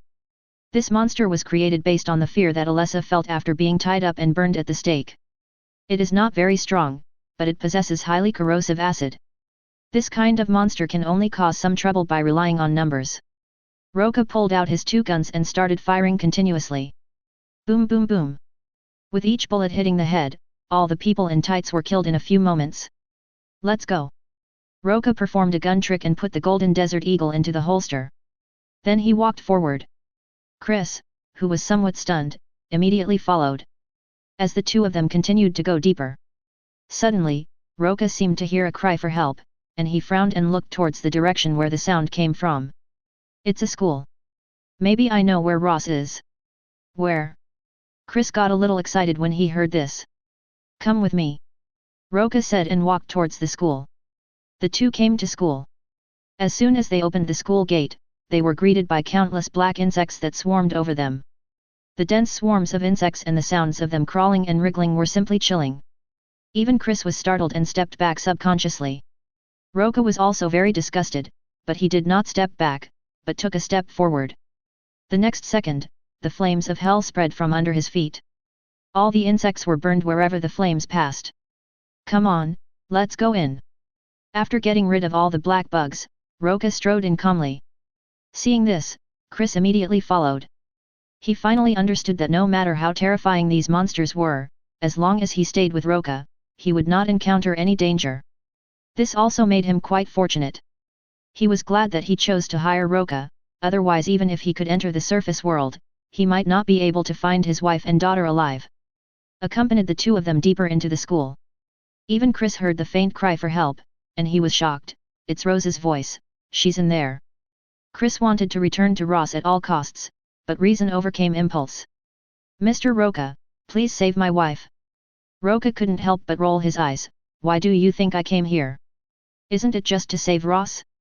Of course, in reality, there is no need to save Alessa and no need to harm Ross. Although Alicia has turned evil, she has always been able to distinguish right from wrong and is a very good child. She did not actively hurt those who had not hurt her. Like Sheriff Thomas who rescued her from the fire. No nonsense. The two quickly rushed towards the place where the sound came from. But while we were still on the road, we encountered a swarm of black bugs. And among these black insect swarms, there were several people wearing protective clothing who were struggling constantly. In just a moment, these people were eaten up by the black bugs. Roca did not try to save these people because they all deserved it. It can be said that few of the people trapped in Silent Hill by Alessa are worthy of sympathy. Even Alessa's biological mother is the same. Walk through the long corridor. The screams of Rose and the other woman were getting closer. At the same time, Roca also saw the triangular-headed monster blocking the door. This triangular head is Alessa's guard, and its owner has a strong body with very masculine characteristics. This represents Alessa's strong desire for revenge and is also the execution of her will. It was at this time. Triangle Head also discovered the two of them. So without saying a word, he changed his target of attack and strode towards the two of them, dragging the huge sword. At the same time, a large number of black insects also rushed in. Roca used the same trick again, and the flames of hell began to spread from under his feet. All the insects that came close were turned into ashes. However, the next second, the pyramid head came over with the house in his hand. The force of this blow is enough to cut through steel easily. Boom boom boom. Roca dodged the knife easily, then took out the golden desert eagle and shot it at the triangle head. Accompanied by the explosion of hellfire in the bullet. From the inside out, Pyramid Head's body was quickly burned to ashes. Chris behind him was not surprised by the scene. He immediately walked forward to the iron door that was blocked by the triangle head. Rose, is that you? Chris? Chris, you're here. Rose cried out Chris's name in a crying voice. God knew how much fear she had suffered here. Now that her husband is here, she can finally release her fear. After the iron door was opened, Ross and Chris hugged each other. Excitedly. Chapter 64. Behind Ross is a policewoman with short blonde hair.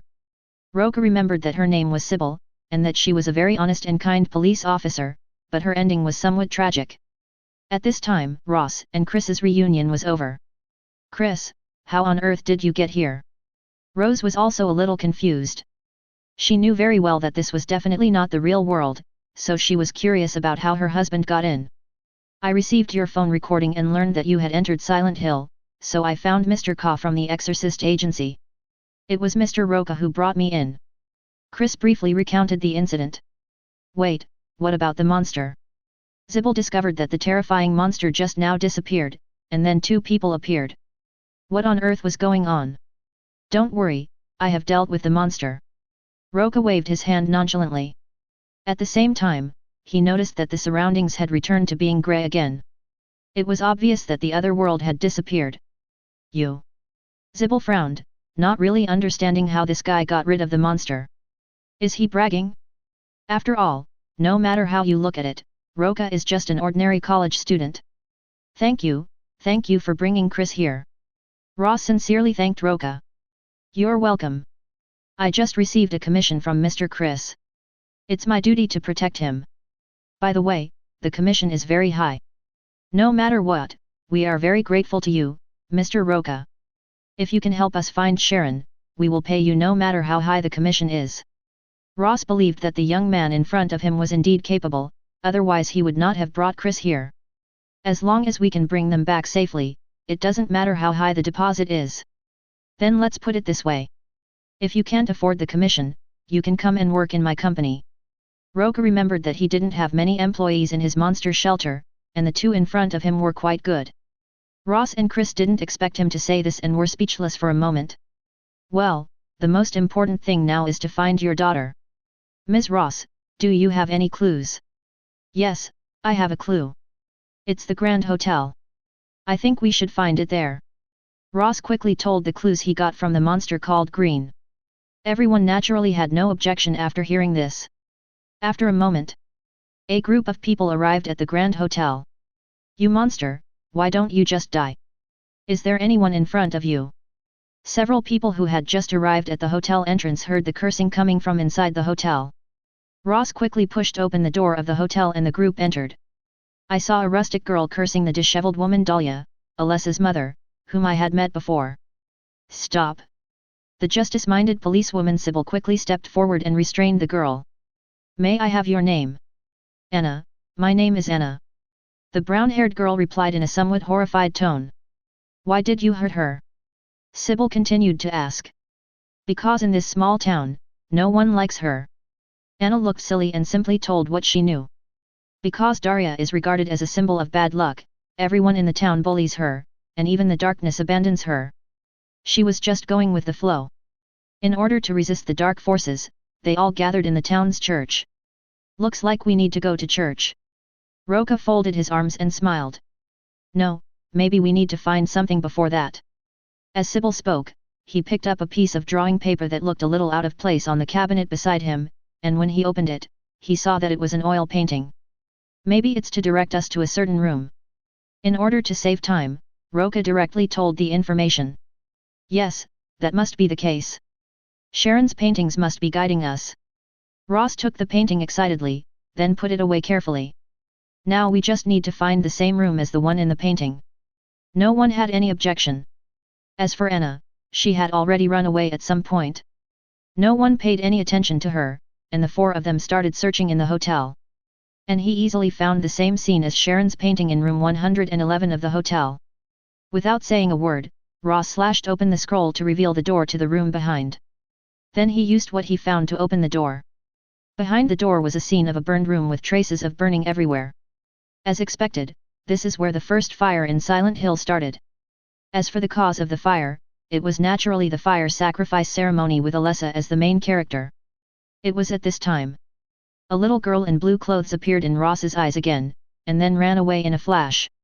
Ross and Chris quickly followed. As for Roca, he followed them slowly. Soon they came to the room where the sacrifice and burning of Alessia took place. It was a charred black area with a religious symbol hanging above and a circular altar in the center. From this scene, we can vaguely see the tragic situation of the sacrificial ceremony that year. Alessa. Rose said the name softly, and the next moment she woke up from some fantasy. Are you okay? Chris comforted her. Ross took a deep breath and shook his head. It's okay. _0. It was at this time. The air raid sirens sounded again. Hurry, hurry up, we have to go to the church, it's the only place that's safe. The silly girl Anna had followed them at some point, and immediately ran away crawling after hearing the control alarm. Come on, let's follow them. If we want to know the truth, we have to go to the church. Everyone had no objection to Roca's words. So they all ran away after Anna. Soon they arrived at the church. There are people here who have escaped like them. They seemed to be terrified of something and fled into the church. Rose, hurry up. Chris turned around as he was about to enter the church, and saw Ross talking to the disheveled woman. Seeing that it was getting dark, he couldn't help but shout anxiously. However, Ross seemed to have asked about something crucial and was reluctant to leave. It just happened in the blink of an eye. The sky suddenly darkened. The other world descended, and everything around it quickly rotted and rusted, turning into a hellish world. Come in! Chris yelled. Ross didn't dare to delay any longer and immediately stood up and ran towards the stairs. And the silly girl named Anna still did not forget to throw stones at Daria. But this time she was wrong. Behind her, a triangular-headed monster formed by the fusion of countless dark fragments appeared. The famous scene of Silent Hill happened at this moment. Chapter 65. The triangular head grabbed Anna and then tore her apart. The next second Anna was stripped naked. Roca stroked his chin and looked at her. She was really fair. However, Pyramid Head showed no mercy and he grabbed Anna's flesh again and tore it hard. A bloody scene took place. I saw that all the skin and flesh on Anna's body was torn off. Let's go, come in. Roca didn't even bother to look, he just said hello and entered the church first. Ross, Chris, and Sybil finally reacted at this time and hurriedly followed. At the last moment when the church door was closed, they finally entered the church. Just when Ross and the others were catching their breath. The ragged people in the church were immediately excited when they saw them in bright and beautiful clothes. They are not believers, they are demons. 783 Don't let them get close. Catch them. Burn the outsiders to death. Cut cut cut. Just when these crazy believers were about to pounce, Roca decisively drew his gun and fired a burst of bullets into the sky. The deafening sound of gunfire echoed in the church. In an instant, all the believers fell silent. You can try to see if I have enough bullets. Roca changed the magazine of the Golden Desert Eagle with a smile. The crowd was silent. Ross, Chris, and others couldn't help but breathe a sigh of relief when they saw this. It was at this time. The crowd parted, and a woman who was dressed completely differently from the others and looked bright and beautiful came out. She was surrounded by people and it was obvious that she was an old witch. Unlike the hellish scene outside, the church seemed very peaceful. It's no wonder that they believe in gods, because these gods are really capable. Krista, they kidnapped my Anna, they gave her to the devil. At this time, a person suspected to be Anna's mother walked up to the old witch and cried, pointing out that it was Roca and others who killed Anna. Eleanor, Anna disobeyed the commandments and entered the devil's territory. Her death is not the responsibility of these strangers. The witch, Krista, comforted Eleanor in a gentle tone. Then she ignored Roca and the others and instead looked at the group of believers. Now let's start praying. Krista said as she came to the center of the church. The believers also gathered around her and began to pray in unison. I watched them escape from paradise, and they were homeless. Chris couldn't help but frown as he watched these people praying. Then he whispered to Roca beside him, Mr. Roca, what are they doing? Prayer, didn't you hear me? Roca shrugged. Chris still didn't quite understand. They were praying to a certain god, begging him to protect them. This god must be quite powerful, otherwise this church would have been eroded by darkness long ago. Roca said with a disdainful tone. After hearing this, Chris and Ross finally understood why these people gathered in the church. Wait until after the prayer. Suddenly, a ray of light appeared above the church, illuminating the entire church. Roca squinted his eyes and looked at the light. It was a power similar to holy light, but he didn't know where this power came from. Could it be the Archangel seal from the second part? He remembered that in the second part, there was actually a religious organization hiding in Silent Hill. The father of the high priest was named Leonard and his grandson was named Vincent. In their hands is a seal of the Archangel. This Archangel seal can summon gods and also allow people to see through the essence of all things in the world. Thinking of this, Roca couldn't help but narrow his eyes. He was still very interested in this Archangel seal. It would be even better if I could get it. Is the prayer over? Roca narrowed his eyes and interrupted those who were still immersed in prayer. Shut up! You are disrespecting the Lord. You deserve to be burned. Heretic, you are a heretic. The believers who were interrupted were obviously very unhappy. Mr. Roca! Ross shouted worriedly. It's okay, just look at me. Roca turned around and smiled at Ross and the others, then raised his hand and fired a few shots. Bang bang bang! In an instant, all the people who had just pointed at him and cursed him were shot in the thigh. The tragic screams echoed throughout the church. Everyone was a little confused. They didn't expect him to just shoot without following any rules. The witch Krista pointed at him angrily and was speechless. What about me? You seem to have made a mistake. Roca chuckled and said, I am your god here. This declaration insulting God immediately angered the believers present. But no one dared to speak out. After all, they are just a group of stupid people who have been fooled. What do you want? Several people in protective clothing behind the witch Krista seemed to be about to take action, but were stopped by her. It's simple. Hand over Sharon. If she gets hurt in any way, none of you will survive. Roca's words showed extreme indifference to these people's lives. He had no sympathy for these people at all, or perhaps they deserved to die. Even Chris, Ross, and policewoman Sybil were shocked by his words. Wait, Mr. Roca, are you saying Sharon is in her hands? Ross, who was worried about his daughter, reacted quickly. That's right. Roca nodded, there was no doubt that Sharon was in the hands of this witch. Hearing this, Luo suddenly became a little excited. She looked at the witch and said loudly, please give my daughter back to me. What daughter? I don't know. As expected, the fortune teller shook her head in denial. It seems you won't cry until you see the coffin. As Roca finished his words, he raised the golden desert eagle. 0.1 The person wearing protective clothing next to the witch immediately stood in front of the witch when he saw this. But what can they do against the golden desert eagle? Blast blast! Just a few shots and the man who stood in front of the witch had his head blown up, and his brains shattered and scattered all over the ground. Immediately afterwards, the witch was shot twice in the legs. The severe pain caused the witch to fall to the ground and let out a shrill scream. The other believers wanted to rush forward when they saw the black muzzle of the gun, but they immediately squatted down obediently. Can you tell me now? Roca came to the witch with a smile. I say, don't kill me. The witch begged for mercy again and again, no matter how well she could deceive the believers. But in the face of truth, we have to bow our heads. Chapter 66. Bring that little girl here quickly. The witch shouted at the believers beside her with a ferocious look on her face. After hearing this, 2 of the believers left immediately. Soon a little black-haired girl was brought over. Sharon. Mother. Rose excitedly went forward and hugged her daughter in her arms. After going through so many things, she finally found her daughter. Chris couldn't help but breathe a sigh of relief when he saw this, and then he hugged both the big and small one in his arms. Are you satisfied now? The old witch looked at them with a rather ferocious expression. Satisfied? No, your retribution has not yet begun. Roca smiled and shook his head, then looked at Ross. Rose, you should have seen Alessa. What do you need me to do? Ross asked as he pulled his daughter over. I need you to come with me to find that little girl. You should know where she is. Roca said the last sentence to the fortune teller. The devil is in the hospital. The witch was hoping that they would go to the hospital to die, so she naturally would not hide it. Very good, Sybil, you can use this. Roca said as he threw an AK and several magazines over. Certainly. Sybil nodded after taking the gun. She also had a pistol, but the bullets were almost used up. Very good, then you stay here and watch over these people while Ross and I go find the Demon King.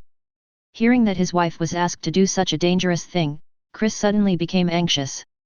Roca patted his shoulder and said, don't worry, Alessa will not hurt Ross no matter who she hurts, Chris, you can rest assured.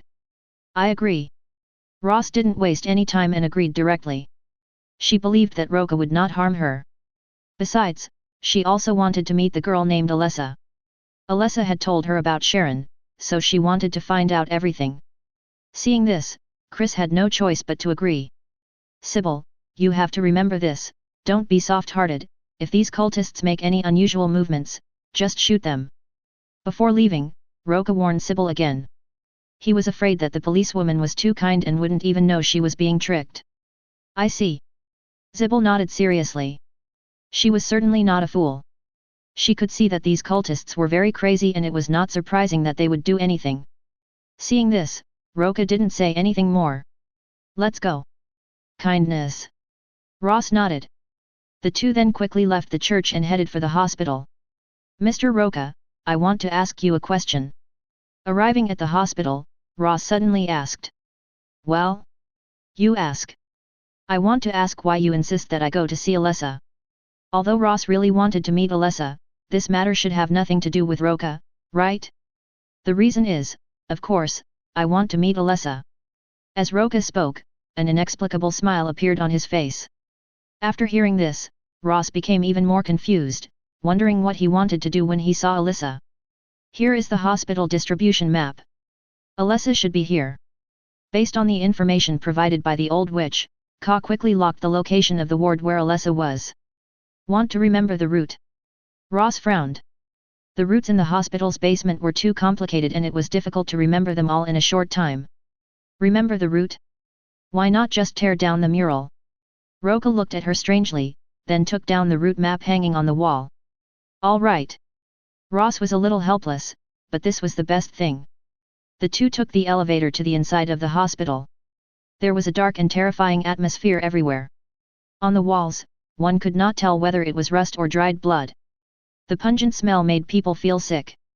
Although he had seen too many horrific environments along the way, Ross couldn't help but feel a little creepy when he saw this place. This way. Roca led the way according to the route map. Seeing this, Ross hurriedly followed. 7A, 6A. The two of them were walking around, and when they turned a corner, Ross was startled. I saw a large group of young ladies in sexy nurse uniforms blocking the aisle. Although their clothes looked rather dirty, their sexy figures could not be concealed. Their plump and round bodies were covered with skirts that were as short as possible, revealing their white thighs. If you ignore the distorted and terrifying face beneath that graceful figure, it's not impossible to have a try. Roca looked at these nurses with great interest. It was said that they were all supermodels, regarded as classics by countless LSBs. If I could store it in a monster containment device. Thinking of this, Roca was suddenly moved. What to do? Ross was frozen in place, not daring to move. Watch me. Roca took out a monster containment device, then walked towards the group of nurses, pointed the storage entrance at the nurses, and opened the containment device. The next moment all the nurses were sucked in. The nurses in the palm-sized containment devices in their hands just maintained their original movements. Perfect. Roca chuckled, this monster containment device is really useful. Not only can it be large or small, it is also very convenient for containing monsters. And it can also be placed in the system space. You put them in this little box. Ross was stunned by the scene. Of course, let's go. After Roca placed the monster containment device into the system space, he continued to move forward. Ross didn't care about being shocked and hurriedly followed. The end of the corridor is the destination of the two people's trip. When the two of them pushed open the door. Suddenly, a piece of information popped up in my mind, and this was the truth about Silent Hill. The small town of Silent Hill has always inherited a certain extreme belief. People worship the gods devoutly, but also use the most cruel sacrificial rituals to deal with heretics in their eyes. Just because Alicia's mother got pregnant before marriage. After giving birth to Alessa, she was unwilling to reveal who the father was. So Alessa was subjected to all kinds of humiliation. Some people even regarded them as witches. Until one day, the believers decided to use fire to cleanse the filth of the town. Alessa has no father, her only support is her mother, but because her mother is cowardly and incompetent, she has to watch the believers take her daughter away. All the important people in the town participated in this sacrifice. Just to witness the sacrificial ceremony. Poor Alessa was tied to the rack and was burned by the flames, crying out in pain. Maybe it was destined, or maybe it was God's punishment. The chain holding Alessa up broke and the brazier overturned. The flames spread quickly. Until finally the mineral veins under the town were ignited, engulfing the entire Silent Hill town. But Alessa did not die. Chapter 67. Endless pain and torture did not spare this lovely little girl. Alessa, whose body was burned, was sent to this hospital by Sheriff Thomas. When she was tortured by endless pain for too long, endless hatred surged in her heart, and eventually turned into the dark side that swallowed up everything. Then she transformed into a grey surface world with endless dark power. Trap all the people you hate in this world. The kind side of Alessa turned into a baby, who was Sharon adopted by the Ross couple. When all illusions disappeared. Now, Ross, we need to talk. A voice sounded beside Rose's ears. She opened her eyes and saw a ward that was also rusty and looked like it had been burned by fire. In the center of the ward there was a bed covered by a curtain. Next to the bed, a nurse wearing a red top and a white hip skirt was sobbing quietly. Ross was a little surprised that there was a normal nurse here. Yes, that's normal.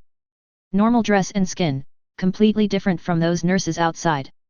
But when she walked over, the nurse turned her back and ran to the other side, obviously not wanting her to see her current appearance. Ross had no choice but to turn around and look at the little girl whose body was burnt behind the curtain of the bed. But the little girl's appearance really frightened her. Don't be afraid, she won't hurt you. At this time, the little girl in blue clothes, Alessa, whom she had seen before, appeared again. Who is she? She's Alessa. Who are you then? Ross really didn't understand. I have been many names. Right now, I am the dark side of Alessa. Alicia said as she came up to Rose. It's time to end this. For more than 30 years, they have deceived their souls. Now it's time for my revenge. Chus, I need your help. Why me? It's your choice, you choose to be Sharon's mother. After Alessa sent the kind-hearted Sharon to an orphanage, it was Ross who adopted Sharon. In a sense, it was indeed Ross's choice. Now, I can't enter when they deny fate, but you can. What should I do? Ross has chosen to believe Alessa at this time. Alessa's tragic experience awakened her love as a mother, and she would never tolerate her daughter being treated like that. So she decided to help Alessa get revenge. Tell them the truth. Alessa said as she opened her arms and hugged Rose, wanting to merge into her body and thus enter the church. At this moment, Roca, who had been silent, finally spoke up, you two seem to be ignoring me. Suddenly, Ross and Alessa both turned their eyes over. You shouldn't be here. Alicia said in a gloomy voice. If it weren't for Roca helping Rose, she would definitely not let this guy come here. In her plan, all she needed was Ross. Roca raised his eyebrows, then said with a half-smile, your real body is right here, maybe you can consider talking to me politely. After he finished speaking, a fiery red flame of hell rose up in his hand.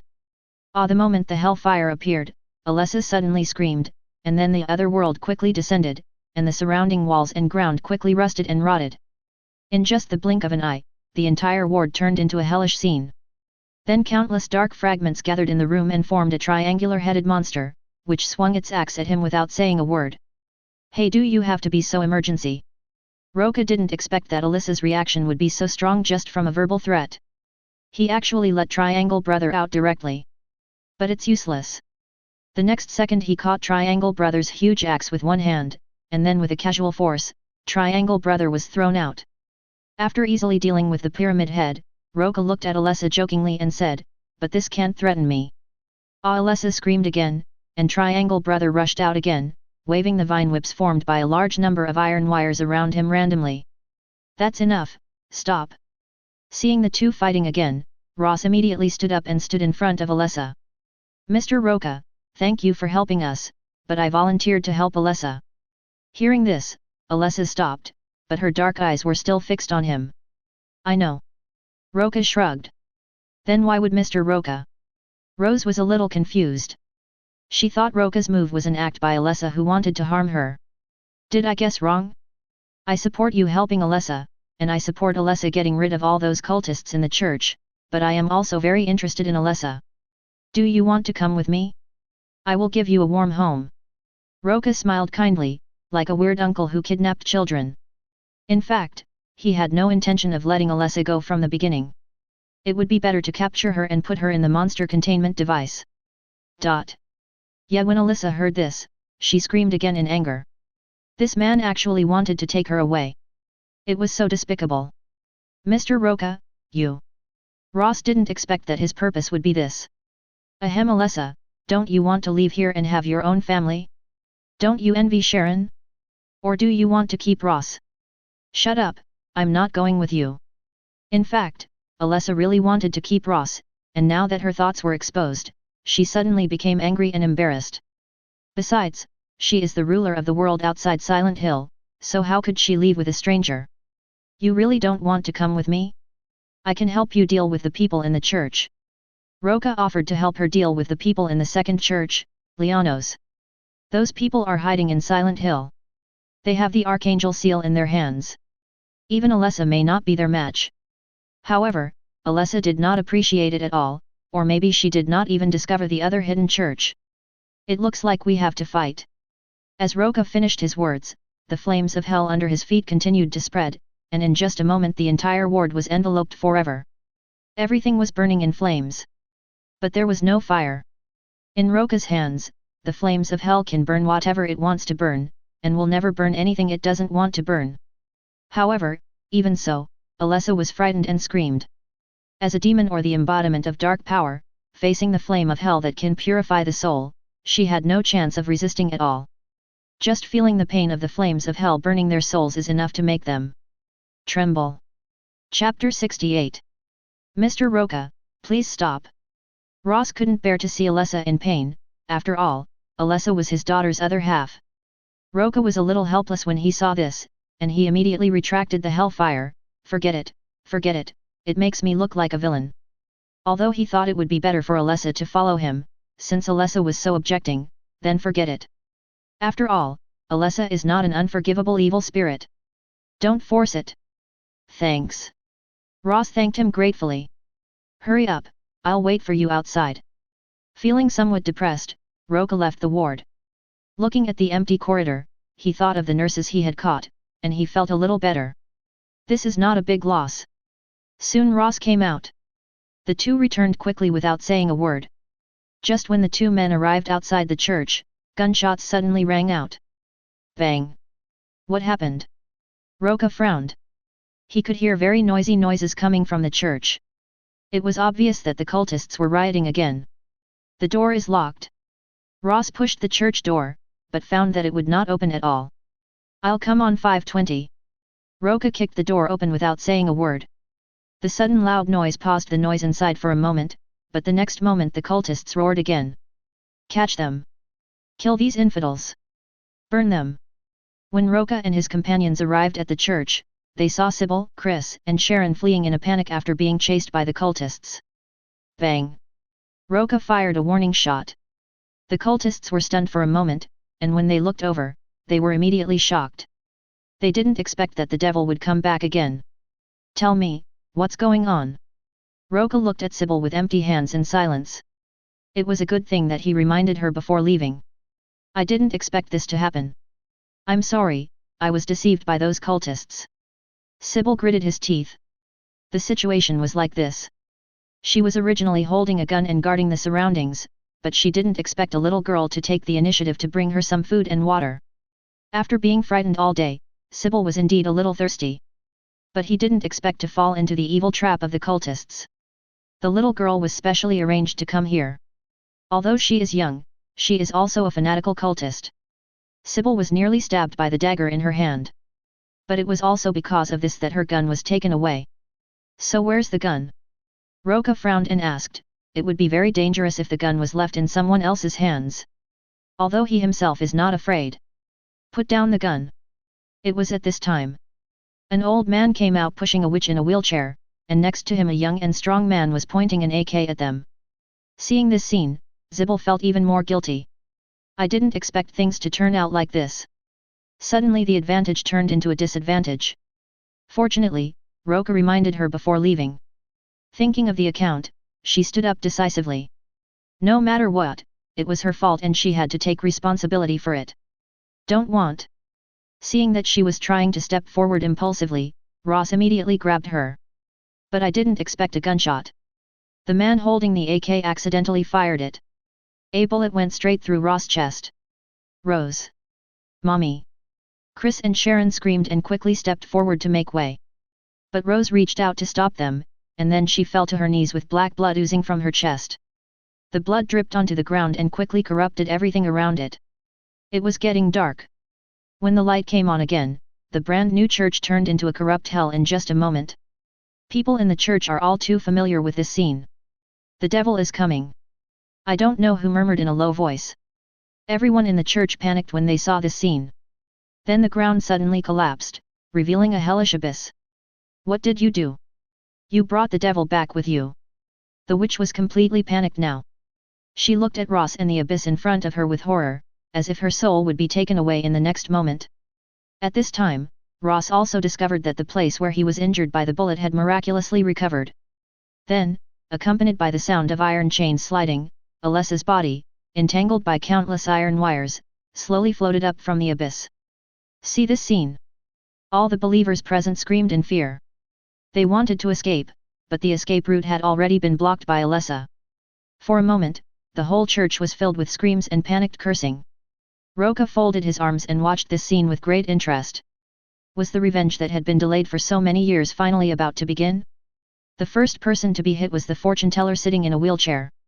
A large amount of iron wires tied her up like flexible tentacles and hung her in mid-air. Then a large amount of wire spread out in all directions, tying up all the cultists one by one. The killing began. The first person to be killed was the witch. A large amount of iron wire penetrated from under her skirt, and then came out from various parts of her body, causing bursts of blood and the witch's shrill screams. However, the screams did not last long. The next second, the witch's body was torn into two halves from the inside out by a large amount of iron wire. Blood fell like rain. Alessa's dark side appeared at some point below, jumping happily in the blood. "You look very happy," Roca said with interest. Hearing this voice, Alessa turned around and glared at him, her eyes cold and murderous. If it weren't for the terrifying power that the man in front of her possessed, she would have definitely killed him directly. Immediately, Alessa turned her head away and ignored him, concentrating on dealing with the people in the church.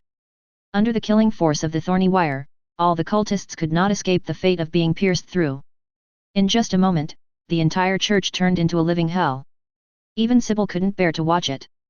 As for Ross and Chris, they hugged Sharon tightly to prevent her from seeing the bloody scene. "Wait until it's all over. Let's go," Ross said slowly to Chris. "Well, let's go home." Chris nodded and then looked at Roca. Roca naturally had no objection. But someone didn't want them to leave, and under Alessa's control, the door couldn't be opened at all. "You can't leave yet." Alessa came to Rose and looked up at her. "Hey, grab Mom." Roca couldn't help laughing out loud. Although Alessa looked quite scary, what she did was somewhat funny. Alessa glared at him suddenly, and even the countless thorny wires seemed to be ready to move. But after thinking about it, she gave up the idea of taking action. There was no way out.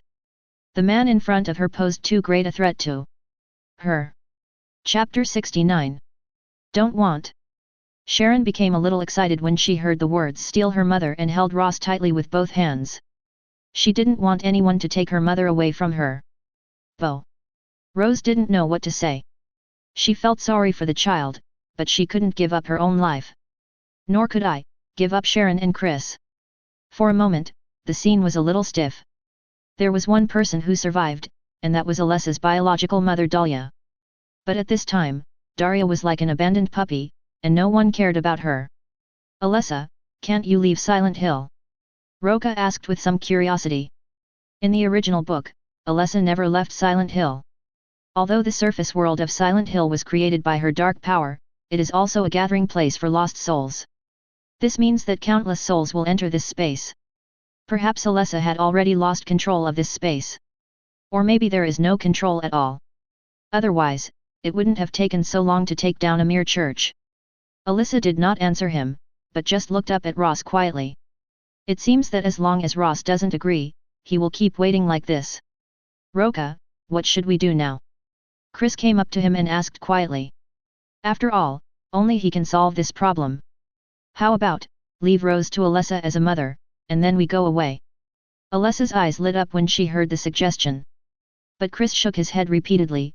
"Mr. Roca, stop joking. I must take Ross and Sharon back with me." "Well, it seems that Alessa is an unwanted and unloved child." Roca shrugged and said teasingly. However, it was this sentence that made Alessa completely explode. In an instant, the entire church became darker, and then countless thorny wires swarmed towards him. It seemed as if they wanted to strangle him directly like those cultists. But it didn't work. Roca was seen wrapped in the flames of hell, and all the thorny iron that came close to him was melted into molten iron. There was no way to pose any threat to him. "You are still too young." Roca flashed and grabbed Alessa's dark side by the neck and lifted her up. Alessa struggled, but to no avail. It was as if she was just an ordinary little girl, who could only be slaughtered at will. Just when Alessa was feeling extremely uncomfortable. The next moment, Roca gently held her in his arms and comforted her. "Don't be afraid, no one wants you, but I do." "Do you want me to leave with you?" Faced with his sudden tenderness and second invitation, Alessa was stunned for a moment. "I belong in Silent Hill." "Okay." Roca shrugged. Although he felt a little sorry, he still put her down. "We don't belong here. Let's go." After saying this, he turned around and walked towards the church door. "I don't know when a big hole had been burned in the door behind me, and I could easily leave the church from here." Ross and Chris looked back at Alessa, then slowly left the church. Alessa was left alone, not knowing what she was thinking. The other side. Roca and his companions quickly left the town and came to the cliff at the end of the road, then used the fire of hell to open a passage to the real world. Just when everyone was about to leave. The other world has come again. You go first. Roca wanted to see what else Alyssa wanted to do, so he let Ross and the others go first. Ross and Chris knew they couldn't help, so they disappeared after passing through a fog. Come out, I know you're coming. Roca shouted into the darkness. As expected. A dark shadow flashed and Alyssa appeared in front of him. I can't leave here. Kindness. Roca was stunned for a moment, then reacted, you mean you are willing to go with me? But for some reason you can't leave Silent Hill. Alicia remained silent. This proves that he guessed right.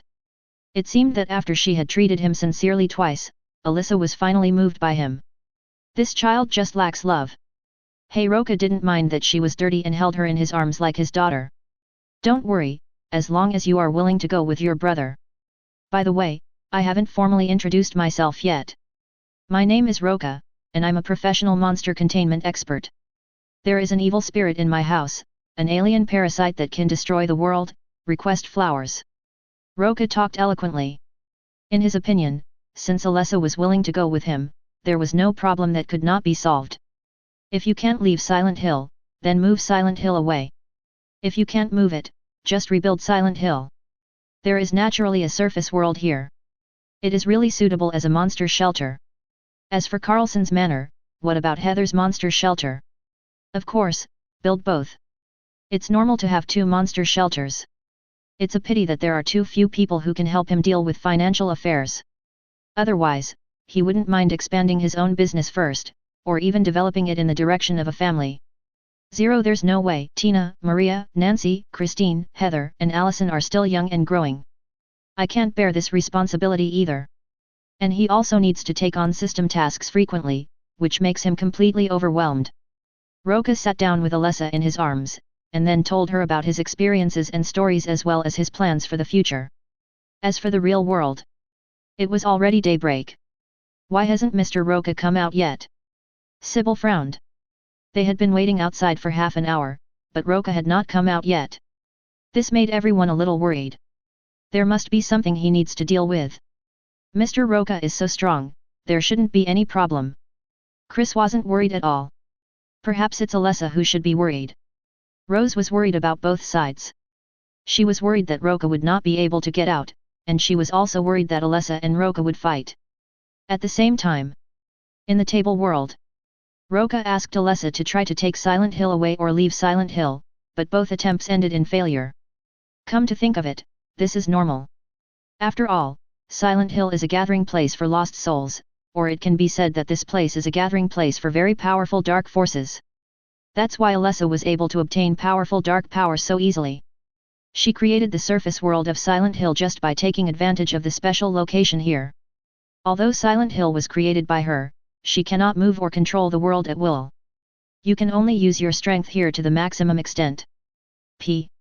Chapter 70. There is also the issue of Alyssa herself. Alyssa's body was burnt, and if she hadn't awakened the power of darkness, she would have died long ago. Now she acts on the dark side, but if something goes wrong with her main body, then both the dark side and Sharon will be affected. Don't worry, Alyssa. Your body is just burned. It's not impossible to heal it. I'll find a way to deal with it. I'll also work on the reconstruction of Silent Hill. Roca finally decided to rebuild Silent Hill as the second base of the monster asylum. Alicia was a little worried after hearing this. Will you really come back? Although Alyssa is on the dark side, it doesn't mean she has no kindness. When you take off her outer clothes, she is just an ordinary little girl. I have just decided to trust Roca and open my heart to him. Of course I don't want him to leave so soon. Of course I will come back. How about this, I will stay here at 263 for a few days to accompany you, and then I will go back to prepare for the reconstruction of Silent Hill. Don't worry, then I will definitely accompany you often. Roca also knew that Alyssa was reluctant to leave, so he made a promise immediately. There's nothing I can do. There are still many things to do outside. But you can't stay here forever. Alyssa was a little emotional after hearing this, but she agreed after he comforted her. But I asked to see her once a week. Roca naturally agreed to this request. Ding! Congratulations to the host for completing the mission Silent Hill 1, rewards are being distributed. Congratulations to the host for obtaining the perfect super soldier serum production formula, $10 million the perfect formula for making super soldier serum. Roca's eyes lit up. This reward was good. He had been too busy all along. There were more and more commissions and he was overwhelmed. If there is a perfect formula for making super soldier serum, we can continue to create super soldiers. This way he can feel more relaxed. Apart from anything else, giving it to your women can also help them deal with ordinary murderers and the like. I just don't know if this counts as completing the system task. In short, this time when I go back I must produce the perfect super soldier serum as soon as possible. And there is also $10 million. This will play a big role in his next Silent Hill construction plan. However, this amount of money alone is probably not enough to build Silent Hill into the ideal state. There is no rush for this. At the same time, Ross and the others, who had been waiting outside for 2 hours, began to get anxious. I haven't seen Roca for such a long time. Could something have happened? It was at this time. A mist suddenly appeared on the road ahead of them. Then Roca strode out. Roca, you finally came out. What happened? Why did you come out now? Ross, Chris, and Belzy all came forward and expressed their concern. Even Sharon looked at him with concern. Haha, don't worry, it's okay. I'm just discussing the construction of Silent Hill with Alessa. Roca explained with a smile. What? Building Silent Hill? Hearing this, several people looked at each other in surprise. I didn't expect that he would actually propose building Silent Hill. This seemed too far-fetched to them. Yes, so I will stay in Silent Hill for a few more days. I came out just to let you know that I am safe. It is time for you to go back. Roca came out mainly to let them know that he was safe, so that they wouldn't have to wait here all the time. After going through everything in Silent Hill, everyone has become friends. So it's only right to speak out. Is that so? All right then. After hearing this, no one insisted. In their eyes, Roca was very mysterious, and it was normal for him to do things they didn't understand. They are actually worrying too much. Mr. Roca, I will pay the commission when I return, but I don't know how much it will cost. Chris asked about the commission money. After all, Roca had saved their lives several times in Silent Hill this time, so the commission money had to be paid. In fact, he has already prepared for a huge price, but even if he can't afford it, he will try his best to repay it. Well, let's just pay $500,000. Roca casually mentioned a number. $500,000? No problem. I'll get it together as soon as possible. Chris's family is considered wealthy, and although $500,000 is a lot, he should be able to raise the money if he is given time. In fact, you don't have to pay the commission. Remember what I said to you? How about working for me? Chris was stunned when he heard this. He didn't mind working for Roca. I wonder what kind of work Mr. Roca needs me to do. Any job is fine. I'm currently building a monster shelter, and I'm in dire need of both researchers and managers. Roca briefly talked about his needs. I can agree to Mr. Roca's request, but I still need some time to deal with work matters. Chris is an executive of a company and is considered a talent in management, so when he heard that management personnel were needed, he agreed without much thought. No problem, just report to my company when the time comes. Ross can also come with you. Roca still trusts them, and it would be best if they came together. I'll think about it. Rose smiled and nodded. She was very happy about Roca's invitation. Okay, then we'll see you in a few days. Roca said goodbye to everyone with a smile. It was at this time. Several police cars drove towards here. Seeing this, Chris and his friends of course went up to greet them. Seeing this, Roca simply called Allison and the others to report that he was safe, and then returned to Silent Hill. After all, he had promised to stay with Alessa for a few days. 3 days later. As soon as Roca returned home, Allison and the others complained about him non-stop. Why did you stay so long this time? Tell me, are you attracted to a girl named Alicia? Which other Ross? Roca looked at the 3 women with a bit of a smile on his face. He took the coffee handed over by Mary Shaw and then explained helplessly, haven't I told you the reason? Besides, Alessa is just a 12-year-old child, and she's also an evil spirit. What are you thinking? As for Rose, it's even more impossible. She and her husband are very loving. I believe you, Dear. Maria sat down next to him and looked at him tenderly. Baby, you still trust me the most. I love you. Roca grabbed her slender waist and kissed her on the mouth. Among his women, Maria was the most obedient, which was due to her personality. Of course, it would be different if her sister Alan came out. As for Tina, she is very jealous. Allison is better, after all, she is a latecomer, equivalent to a mistress secretary. As expected. Tina was already dissatisfied with this, but now she is even more dissatisfied. Tell me, what did you do this time? Tina put her hands on her hips and pouted her lips, looking very dissatisfied. Chapter 71. Roca was a little amused and helpless when he saw this, and then he pulled her over and made her sit on his lap. Bang! He raised his hand and slapped the perky butt. Whatever you say, I see you are hungry, so I have to feed you first. As Roca said this, he held Tina and Maria around the waist in each hand and walked towards the room. Wait, Miss Stella is still here.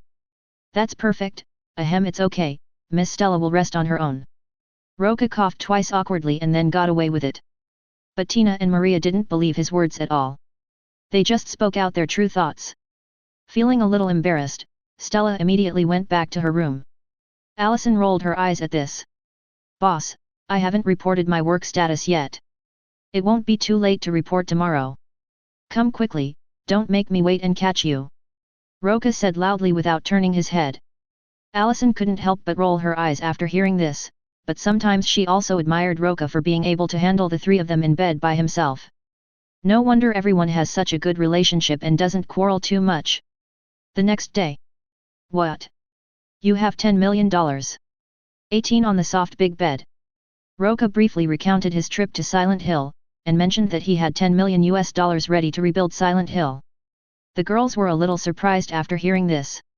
They didn't expect that he actually had tens of millions of dollars. This is an unimaginable fortune. Didn't I tell you? Where do you think the money for the monster shelter came from? Seeing how surprised they were, Roca couldn't help but roll his eyes. After hearing this, the girls were a little surprised and realized that he was so rich. Allison knew that he was very rich. After all, he drove a luxury car and could transfer $1 million in 2 days. But I didn't expect that he was so rich. Okay, don't be surprised. Do you want to have another shot while it's still early? Are you still able?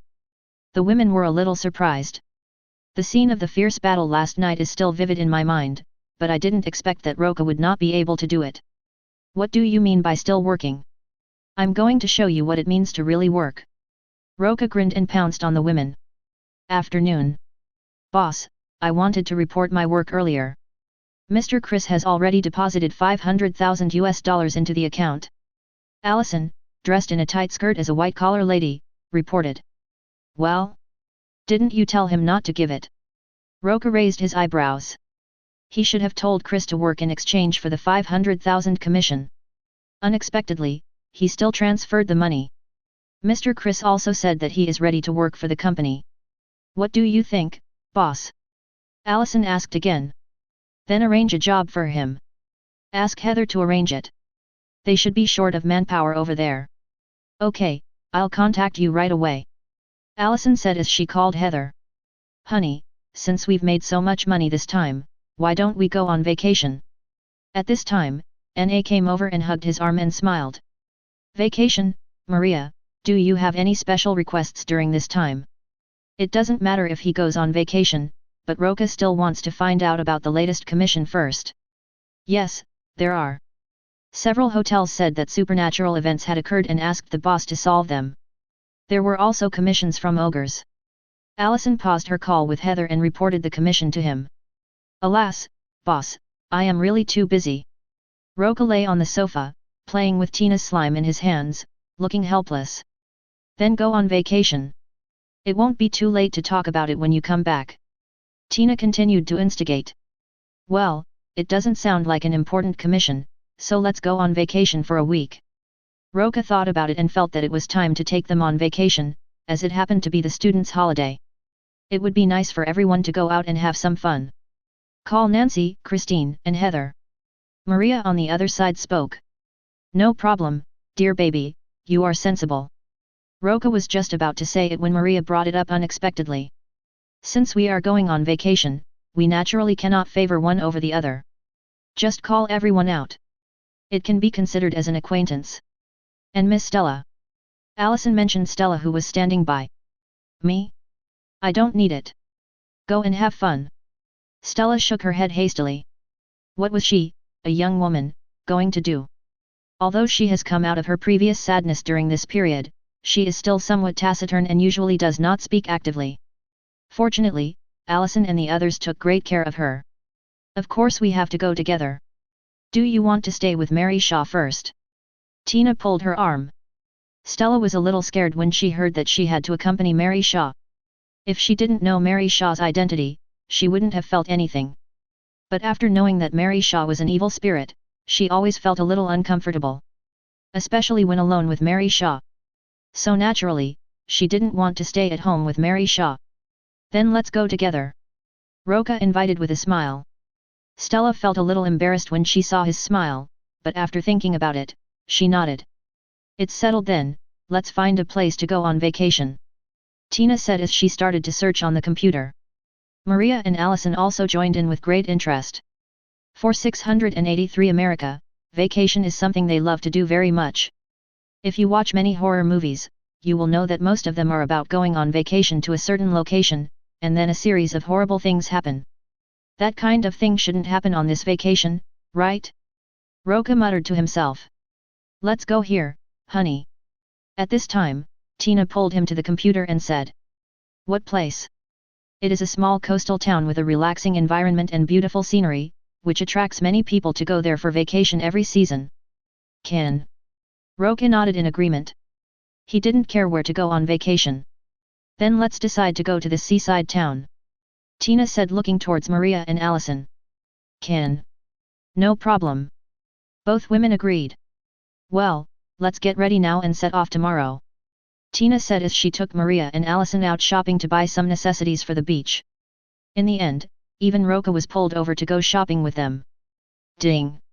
The system has updated the task Great White Shark 1, please host to deal with the Great White Shark kindness. Roca, who had not taken it seriously at first, was a little surprised. He did not expect that the system task would be triggered suddenly. Great White Shark? Could it be the seaside town they were about to visit? Chapter 72. The next day, Roca hired a tourist bus and passed by Carlson's estate. After picking up Nancy, Christine, Heather, and Jessie, they headed west towards the coastal town. The atmosphere in the bus was very good along the way. Apart from Roca, who was a man, even the driver was a middle-aged woman. You're insecure, don't know what for you're turning heads. Roca was in a good mood and sang a classic song. Everyone waved to cheer him on. After a song ends. Bang bang bang. After a round of applause, everyone was a little surprised. Oh my god, I can't believe you can sing so well, dear. Great, one more song. I want to listen to it again. This is such a beautiful song. One more. No one could believe that he could sing so beautifully, and everyone asked him to sing it again. No reward is not enough. In fact, Roca didn't expect that he could sing so well. He could continue singing, but he had to get some rewards. After hearing this, Heather boldly stepped forward, hugged his neck and gave him a sweet kiss. Allison was not to be outdone. Roca happily hugged the two girls and looked at them from left to right. He found that the two girls were really inexplicably similar. Even if they were twin sisters, no one would doubt it. It's just that their temperaments are slightly different in comparison. Allison is a young college student who just graduated. She has a great figure but is still relatively ignorant. Heather is full of aristocratic temperament and looks extremely noble in her dress. Hey, have you noticed that they really look alike? It's exactly the same.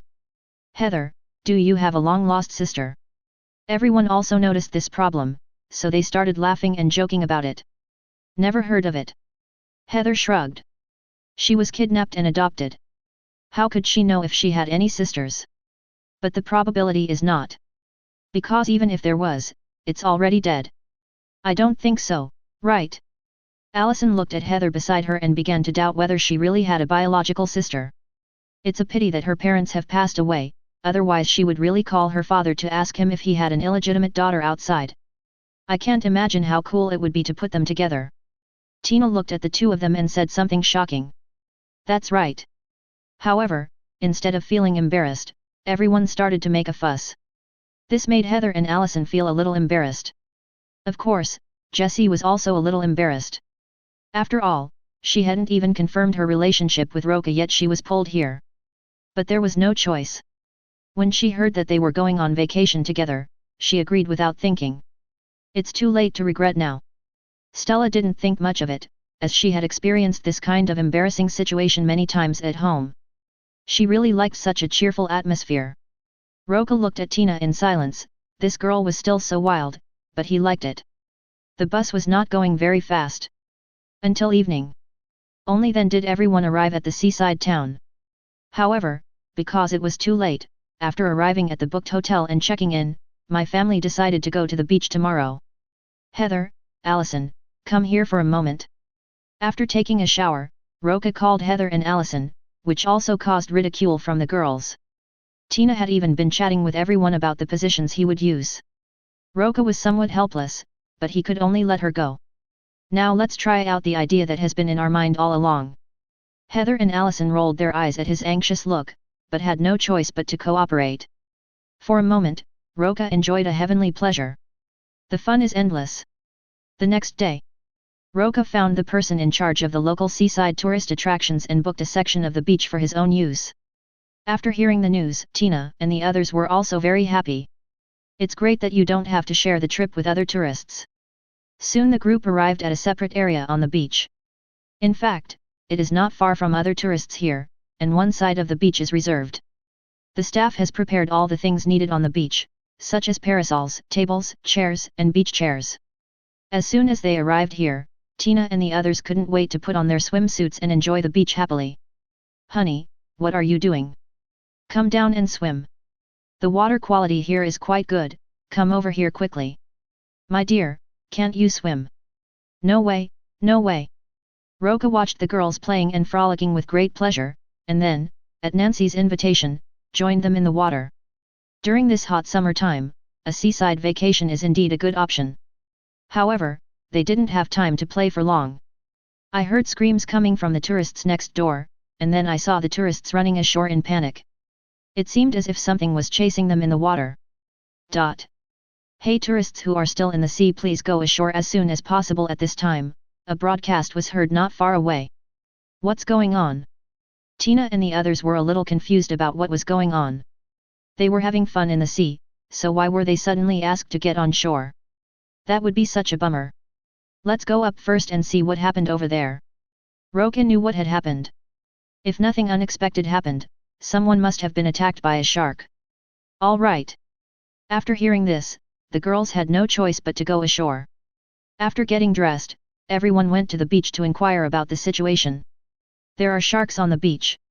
When Tina heard the news, she was immediately very dissatisfied. After all, the person in charge of the scenic spot did not tell them that there were sharks on the beach. Now there are cases where children are attacked and eaten by sharks. This would make anyone angry. Daniel Howe, the person in charge of the scenic spot, was hesitant and couldn't explain it clearly. Should he say it was the mayor's decision? The mayor wanted to conceal the news of sharks in the scenic area and make more money during the peak tourist season. In fact, a woman had been killed by a shark before, but the incident was suppressed. The woman who was reported dead drowned. Forget it, there's no point in bothering them. Seeing that Tina was not giving in, Roca pulled her away from you with some amusement. Honey, what are you doing? I have to ask them for an explanation for this matter. Tina was still a little dissatisfied. After all, they were all exposed to the shark's mouth just now, and their lives would be in danger if they were not careful. But she believed that with Roca around, they would not get hurt. That guy is just a small fry. It's useless to bother him. Just wait for me. Roca said this with a mysterious smile. Chapter 73. In the police station. Bang. The office door was opened. The newly appointed police chief Martin and biologist Brown and others are discussing something. Who are you? Seeing a strange man breaking in, police chief Martin was immediately dissatisfied. A tourist. Roca said this carelessly as he came over and sat down in front of the group of people. Please rest assured that we are dealing with the shark issue and this was in fact an accident. Police Chief Martin thought the tourist was here to question him, so he wanted to cover up something. However, this did not fool Roca at all. Come on, you can fool other people, but it doesn't work on me. I guess more than one person has died in the shark's mouth, right? After hearing this, everyone present fell silent. If we don't deal with the sharks, all the tourists will flee, and negative news about Amity Island will be spread. You all know what the result will be then. Roca crossed his legs and talked. What do you want to do? Martin asked, frowning. This is my business card. Roca did not answer, but threw the business card in front of several people. The 290 people picked up the business card and looked at it. Exorcist office? Specializing in treating all kinds of ghosts and murderers.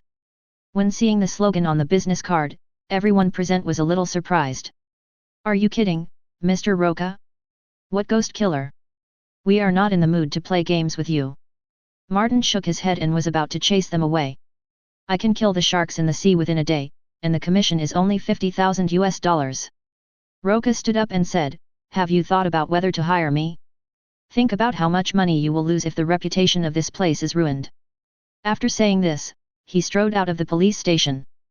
This young man. Police Chief Martin did not take Roca's words to heart. He thought it would be better to hire Quint, an expert fisherman, instead of him. Quint only asked for $10,000. Moreover, compared to the young man Roca, they also trust the fishing expert Quint more. After all, he is a veteran who has been fishing in the sea for many years. Under pressure from the mayor, Martin soon contacted Quint and asked him to solve the man-eating shark in the shortest possible time. I don't know if the plot changed because of Roca's appearance. Martin and biologist Brown did not go with them. In the end, only the fishing expert Quint and his two brothers went out to sea to deal with the shark. The other side. How's it going, dear? When Roca returned to the hotel, the others immediately surrounded him with curiosity. Roca shrugged.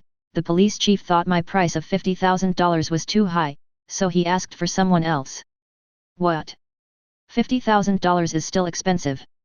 These guys are just vampires. If it were you, I'd spread the news of the shark here so other tourists wouldn't fall into this trap. Wow! You are simply destroying other people's lives by doing this. Tina and the others also discussed this, and their dissatisfaction with the police station and tourist attractions had reached its peak. But there is no way. Why don't we go back? Nancy thought for a moment and suggested. She is a relatively easygoing person, and when encountering such things, it is best not to cause trouble. Can't afford to provoke but can't afford to hide? It's just that everyone was somewhat reluctant. After all, it was not easy to get out and have fun. And it cost a lot of money to rent a beach. I haven't had enough fun yet. Roca smiled and reassured everyone, don't worry, we'll know the result tomorrow. The police should have already hired someone to deal with the shark. If that guy can deal with the shark, we can continue playing. If he can't, he'll definitely come after me. So that's how it is, dear, you are so clever. Tina boldly kissed him on the face. But Roca, can you handle that shark? I think that shark is definitely not an ordinary shark. Heather was a little worried about this. Sharks are almost invincible in the water. It's not easy to solve. Before Roca could say anything, Allison stood up and said, don't worry, dear. We can even deal with ogres and alien bugs.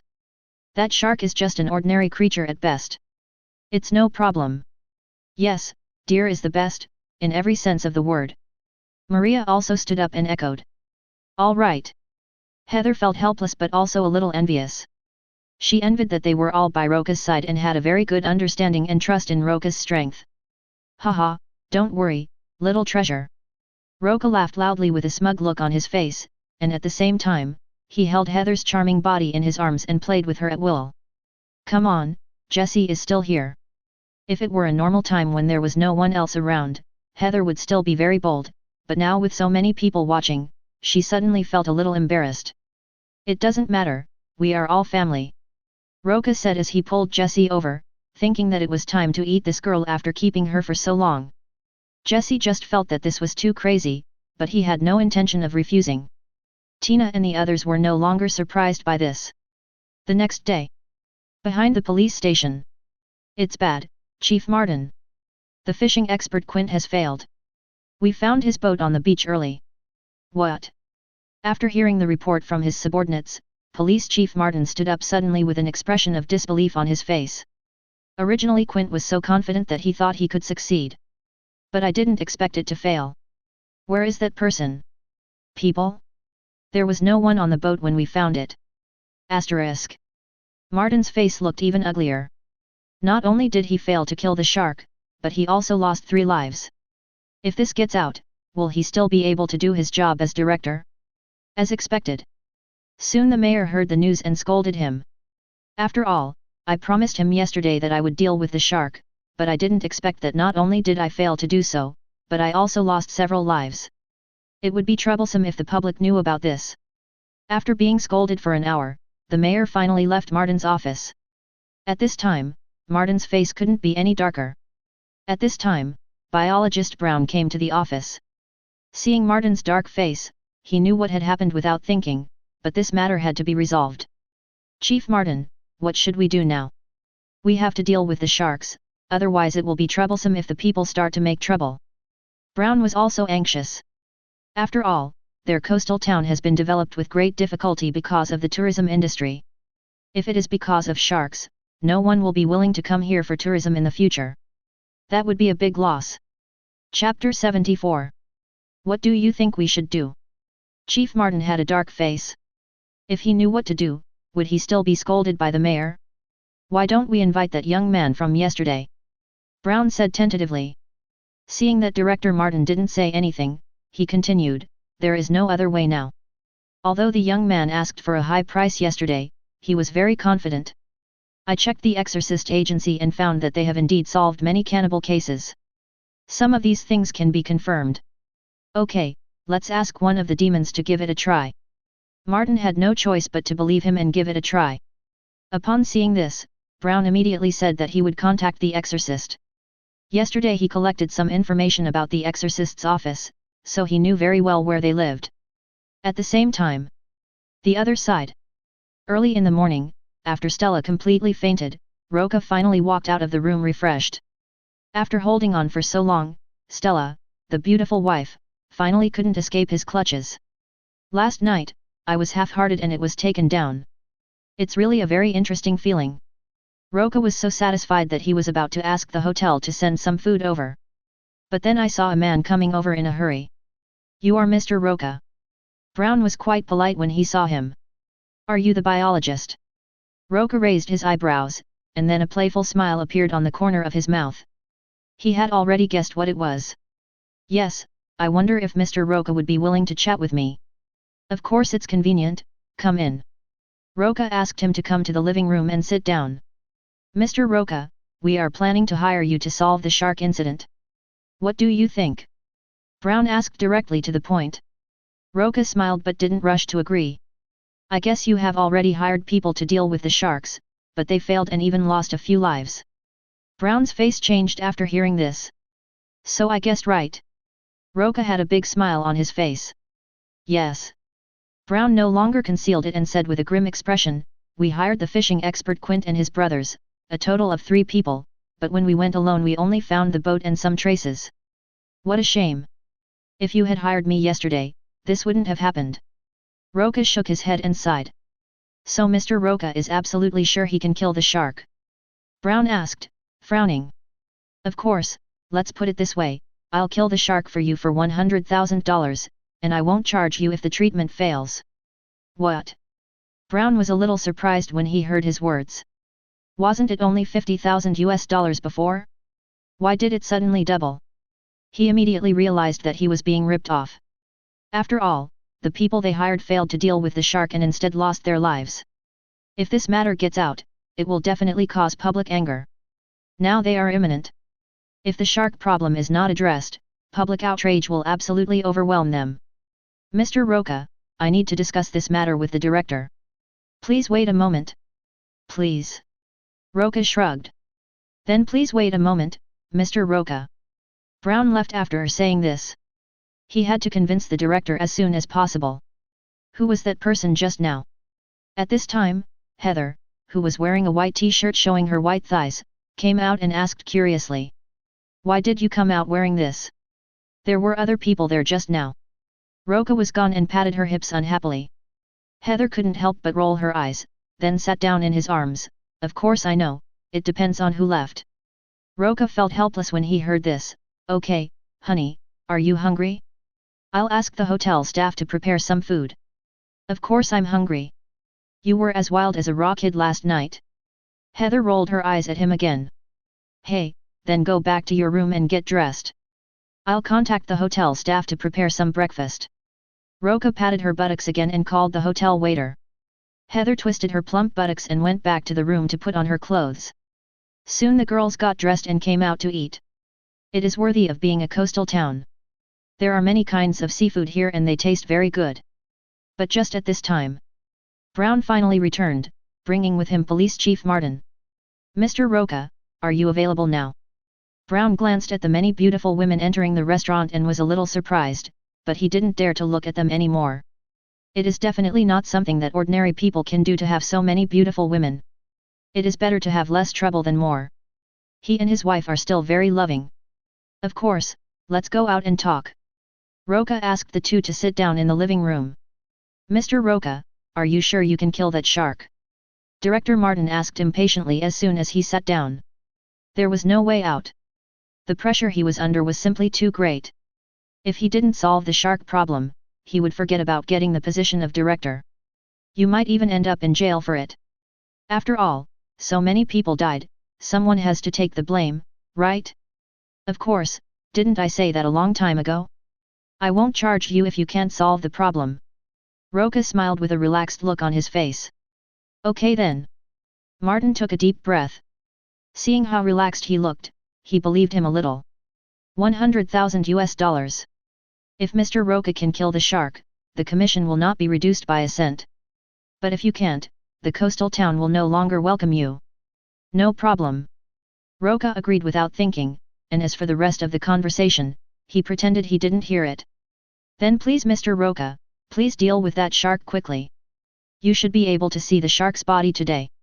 Considering that the shark might not come to the beach, Roca did not make too many promises. Well, we'll wait for Mr. Roca's good news. Martin said this and left with Brown. Honey, is the police chief here to issue a commission? Allison, who had just finished her breakfast, ran over curiously. Yes, this commission is worth $100,000. Roca smiled refreshed. What?